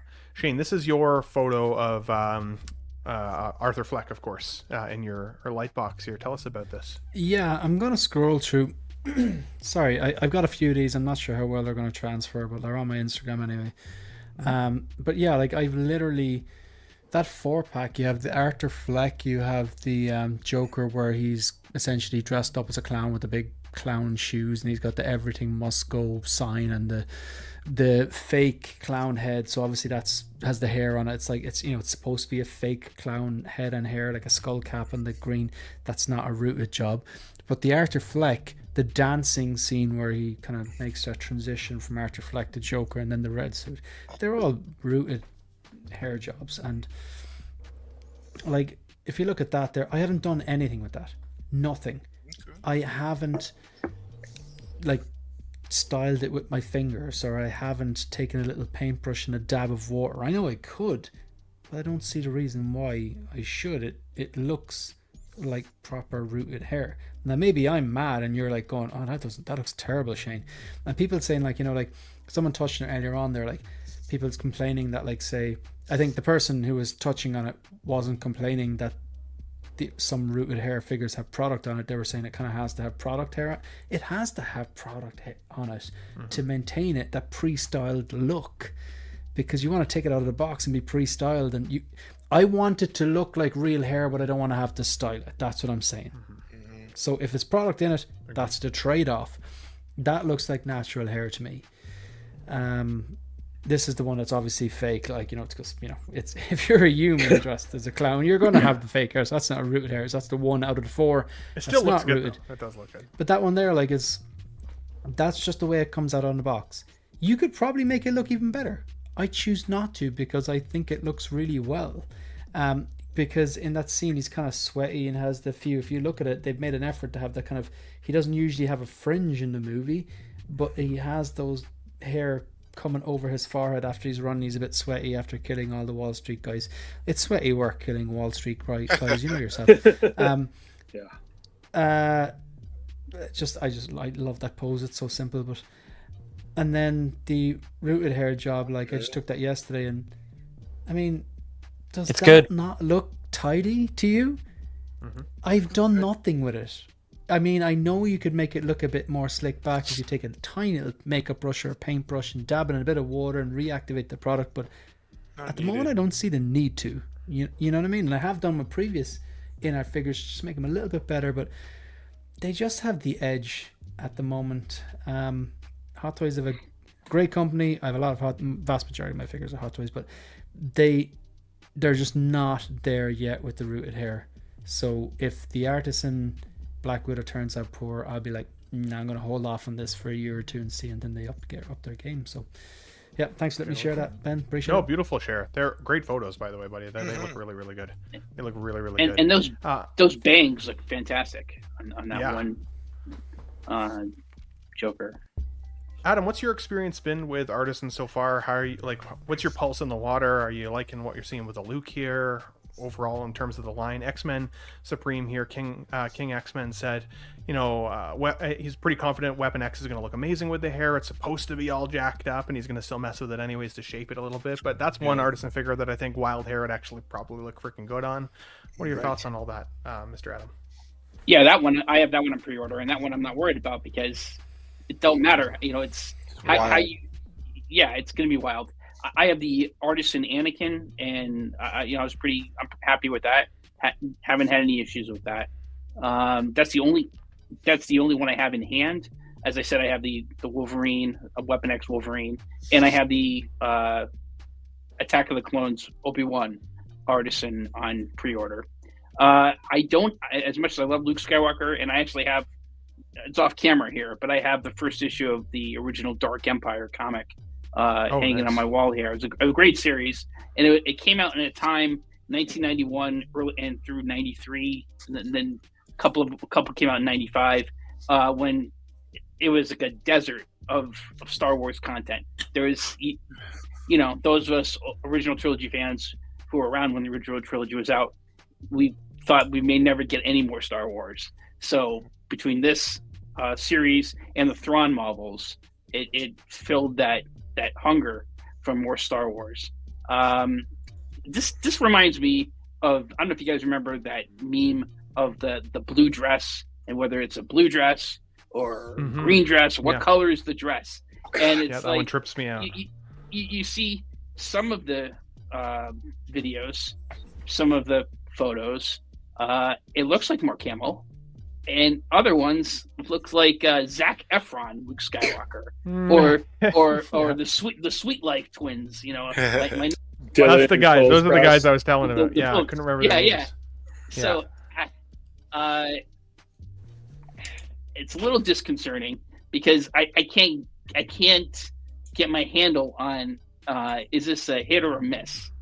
Because I don't always trust the blogger photos, but when I'm seeing some of the videos and there's a disconnect on the videos, I think on this one, if I do pick it up, it's going to be the sculpted version, because I'm just not sure they quite got the rooted hair right on this figure. We'll see when a few more videos come out, but the figure hideout looks really good, but then MRC not as crazy about that one. And MRC, I think he does some good stuff. So if he doesn't have it right, I don't know. Yeah, he definitely has, he handles a lot of figures. So I would imagine if he showed it that way, it's part of it, right? This is another 2 photos that Lane, the legend Kramer, shared with me earlier in the week. And I mean, again, I think some futzing required, but I still see the likeness in here. So, I mean, I don't think it's offensive by any stretch. But it is interesting to see. It's interesting to see where things are going to shake out when it comes to Artisan over time. Again, I think I'm most concerned about, honestly, resale value. Not that I sell a lot of figures, but I don't want to spend that kind of money to get one in and then take a bath on it if I want to move it out for something else. And resale market is already hard enough. You already have to send 1 million photos of a figure you want to sell to people, let alone how does the hair look? Oh, it's out of place. Okay, knock $50 off. It's going to be a negotiation freaking nightmare. So we'll see how it goes. Guys, that is a wrap for us today. I'm going to bring this back up real quick here. Just as a reminder, if you're on your way in or on your way out, you're on the Ben Thomas Show. Thank you so much for participating and subscribing and watching. If you can hit the like button on the way out the door to share the video with everybody else today. Last week's Let's Get Nuts had 1,400 views for a 3-hour show. That's an insane amount of viewership. So guys, thank you so much for watching. Even if you're watching on the replay, it is truly appreciated. It's something that I'm watching as the week progresses, getting excited about all the comments rolling through. So, and leave me your comments, because as you guys know, even though I've got lots of subscribers, I really do try to make an active effort to respond to every single comment that I get, which is like a part-time job, but I really enjoy chatting with you guys about this stuff way more than I like talking about paint in my everyday life. To all the people who became a Nut King today, thank you so much for taking the extra plunge, supporting the channel a little bit more. I'm excited because of those stickers are ordered. So give me a couple weeks to get things sorted out. I'll be reaching out to all of you individually to get your mailing addresses so that I can get those mailed off to you guys as well. And you'll be able to see what my true last name is, which is a little bit weird. I think most people think Thomas is my last name, but it is not. So you'll see where the package comes from when I send you stickers. It's a little extra perk, maybe. I don't know. Make sure you drop us some wows in the chat. Make sure you drop us some Nut Kings in the chat. Make sure you drop us some Jombos in the chat. I will update our slide. We had the new Classy Nut channel member, as well as 3 new Kings today. So guys, thank you so much for all of your support. Mr. Adam, thank you so much for being here once again, good sir. Always appreciate having you here. Anything coming up for you on your channel or in life, good sir, that we can be excited about? Not Richards. Look, first of all, I hope everyone has in the States a great July 4th holiday coming up here, and having a couple of days off. I should have a video coming out this week, so be on the lookout for that. And just celebrated as we mentioned earlier in the show, my daughter just graduated high school, so kind of been tied up with graduation stuff with her, and look forward to your next show. Hell yeah, dude. Hell yeah. Very excited to have you back. And as I said, if anything, maybe a co-host here soon. We'll talk some more details on that, but I've already reached out to Dean the Dream Martin with a couple of your photos for some inspiration. I stole your photos off Facebook and I sent them to Dean and said, hey, please turn this man into a nut so we can have it as an extra as an extra little Count plug me for in. folks. Hell yeah, dude. All right. Hell yeah. Thanks for being here. And say again, once again, congratulations to Emily for her graduation. Very, very cool. Mr. Shane, 6-figure focus. Happy to have you back, buddy. I'm so happy when you're on school break so we can see each other a little bit more. Anything coming up for you on the Hope Show tomorrow or in your channel or in life that you're excited about this week? Good, sir. I'm trying to share a slide there, but it's not seeming to upload, so I'll just explain. So yeah, thanks very much for having me on. I apologize for my profanity. So disappointed in myself. So I'm at my YouTube channel. I'm at 4,903 subscribers. Here we have it now. So I have it shared there. Oh, there it is. Okay. Little tab.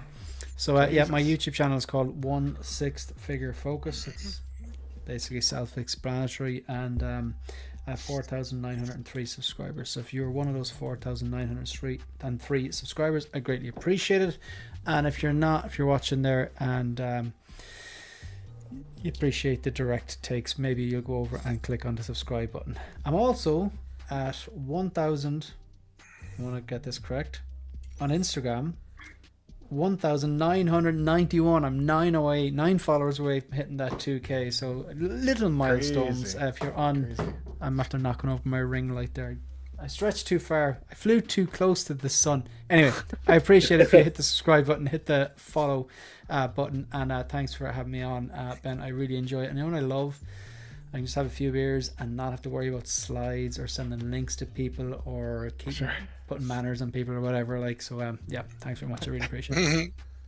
Yeah, absolutely, man. It does take a lot of work, but it's worth it every week when you guys are all watching and having fun and laughing and having some good friendships. So the effort is 100% worth it. But dude, I wish that I had, this many people in the chat so that I could be like, subscribe. It took me 800, or it took Shane 799 subscribers to convince me to subscribe. So if any of you folks out there are watching and you haven't subscribed yet, you could be the next number, and you could hashtag him your number anytime and he'll respond back with your hashtag number, like hashtag 800, because I'll always be your 800. Good sir. But dude, love you, buddy. Thanks for being back as always. Great job with the Instagram too. I suck at Instagram. I've been stuck at like 625 for like 4 years. I may just give up on Instagram and just do YouTube. So we'll see how she goes. But Mr. Luis, I'm happy your internet did not cut out. Good sir. You were crispy the whole video. Always wonderful takes. Thanks for being back. Anything coming up for you, good sir, that we can look forward to? I appreciate you having me, man. I appreciate, these guys and the times.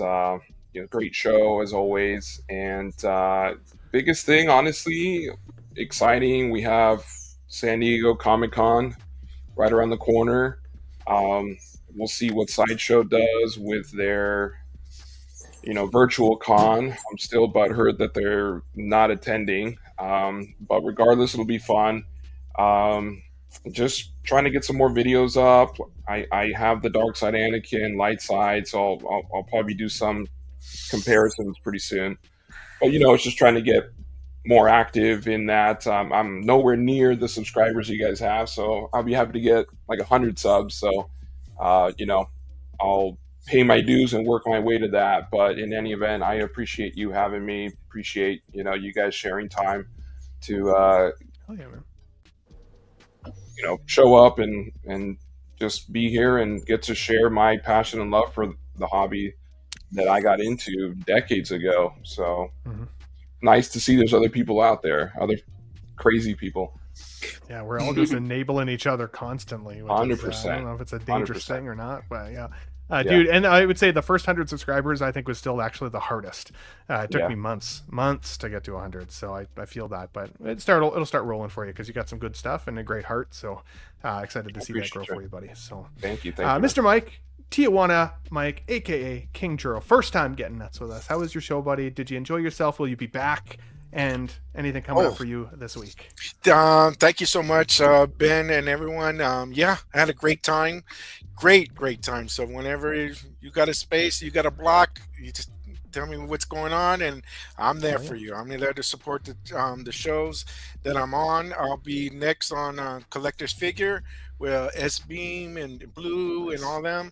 And it says, yeah, and it's yeah, and then I'll probably end up with being on Geo's channel, not this Friday, but the following on Sunday, because of 4th of July. So everybody have a good week. I got one tidbit before I go out. Sounds good. Oh, what's This that? Pull you up. This Hey, you got it, eh? Okay, Nice. I got wow. Nice. I got this. Oh, Jesus. And if anybody was on the fence, about this, get off the fence and get it. That's what I said. Cool. You like it, eh? All right. Get it, bub. Yeah, love to see it. Nice. With the Wolverine claws too, that actually matches the pattern on the box. You love to see Yeah. it. So, fuck yeah. Thank you so much, That's everyone. awesome, man. Thank you, buddy. Thank you. Valkyrie Magnus, you're becoming famous. You're making your rounds on all the panels these days. I'm always happy to see your happy face on all of the shows. Glad you had fun here today as well, buddy. Anything coming up for you that you're excited about that you wanted to share?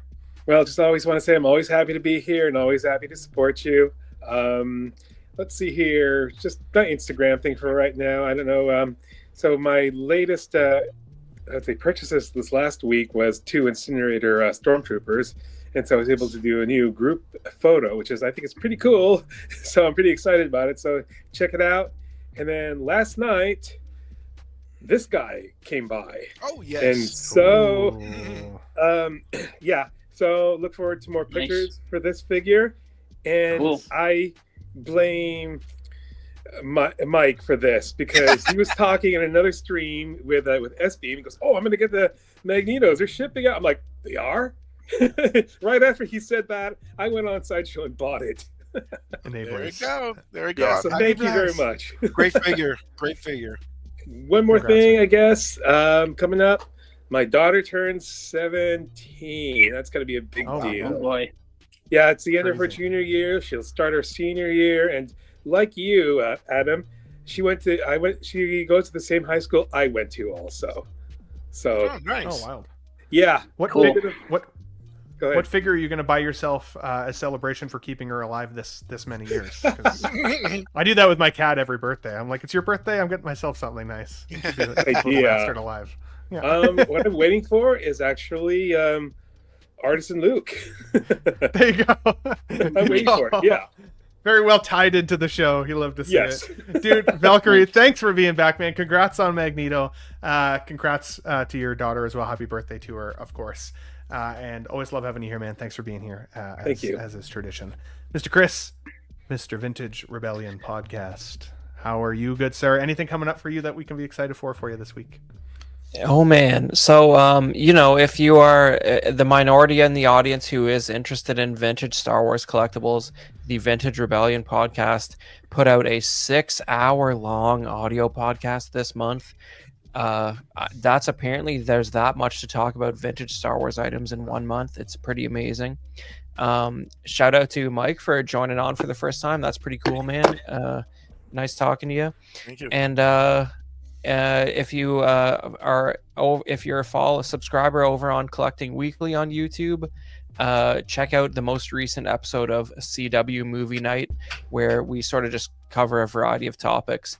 And I actually I showed Dean the latest U.S. government leaked video of a UFO, and he got biblical on me. So it's worth checking out just for that. Interesting. Wow. Cool. Okay.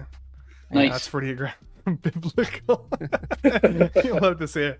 Dean's full of surprises, I will say. That man is full of surprises. I love that guy, though. So, and all the boys at Collecting Weekly, which really helped propel me into even YouTubing to begin with. So, I love all you guys. But that's it for the show. Let's wrap it up. We're at 3-hour marker. Thank you guys for spending your Sunday here with me and with the chat getting nuts. Thank you again to all of our channel members and our Nut Kings. Let's give them a special shout out. The Classy Nuts. We've got Elvin J, Honest Hansel, Money Mendez, 1 Adam 12, 6 Scale, Mafia, 1 6-Figure Focus, X-Men Supreme, King, Dingaling, Sith Scale Collector, 12-Inch Moose Dream, Collection Obsession, The Movie Canon, Figurecraft, Jim Collector, Don Maton, Alex Serrato, Peter Cass, Harry Dempsey, Ryan Smith, Collector Joey, Sam Giss, Rachel Miller, Jose G. Hernandez, Figure in a Bubble, Valkyrie, Magnus, Blurred Dad Life, Alex Serrato, Plizkin Incorporated, Andreas IB, Earth 616 Collector, Pop Culture Relics, Daniel S.C., Trevor Weed, Valkyrie Magnus, Big Rib, as Dean would say, Mr. Big Dog Pound 1, The Real Tex Conway, Parks Industries, Duckwito, Big Brick Artemis, Field to Burn, Fig Poser, OG Fan, when Star Wars was just Star Wars, King OG Fan, of course that is, and of course King X-Men Supreme, as well as King 12-inch Moose Stream. Love to see it. We got Tijuana Mike, aka King Churro, Saphir Cosplay, Aaron Broverman, Ron E, Monroe. Wow, that's a hard one for me to say. Monroe Corbeil, Stoned Capybara, Akira, Tommy Tom, Vita, aka Her Geeky Side, and on the Nut King side, Mr. SpongeBob Square Balls. Love that man. Miss you every day, buddy. Collecting Weekly and the Batman. Thank you so much, guys, for getting nuts with us today. As is tradition. Again, you are on the Ben Thomas Show. If you're just joining in or seeing the show for the very, very, very first time, please don't hesitate to hit the like button, subscribe, show some support. Make sure you drop us some comments. We always love hearing from you guys. And all that to say, Mr. Shane, we got nuts. Thanks for watching, everybody. Wow, what a great audience. Be sure to subscribe to my channel if you haven't already. Because subscribing makes you feel good. What should I go? What should I do? Frankly, my dear, I don't give a damn. It's gone. It's all gone.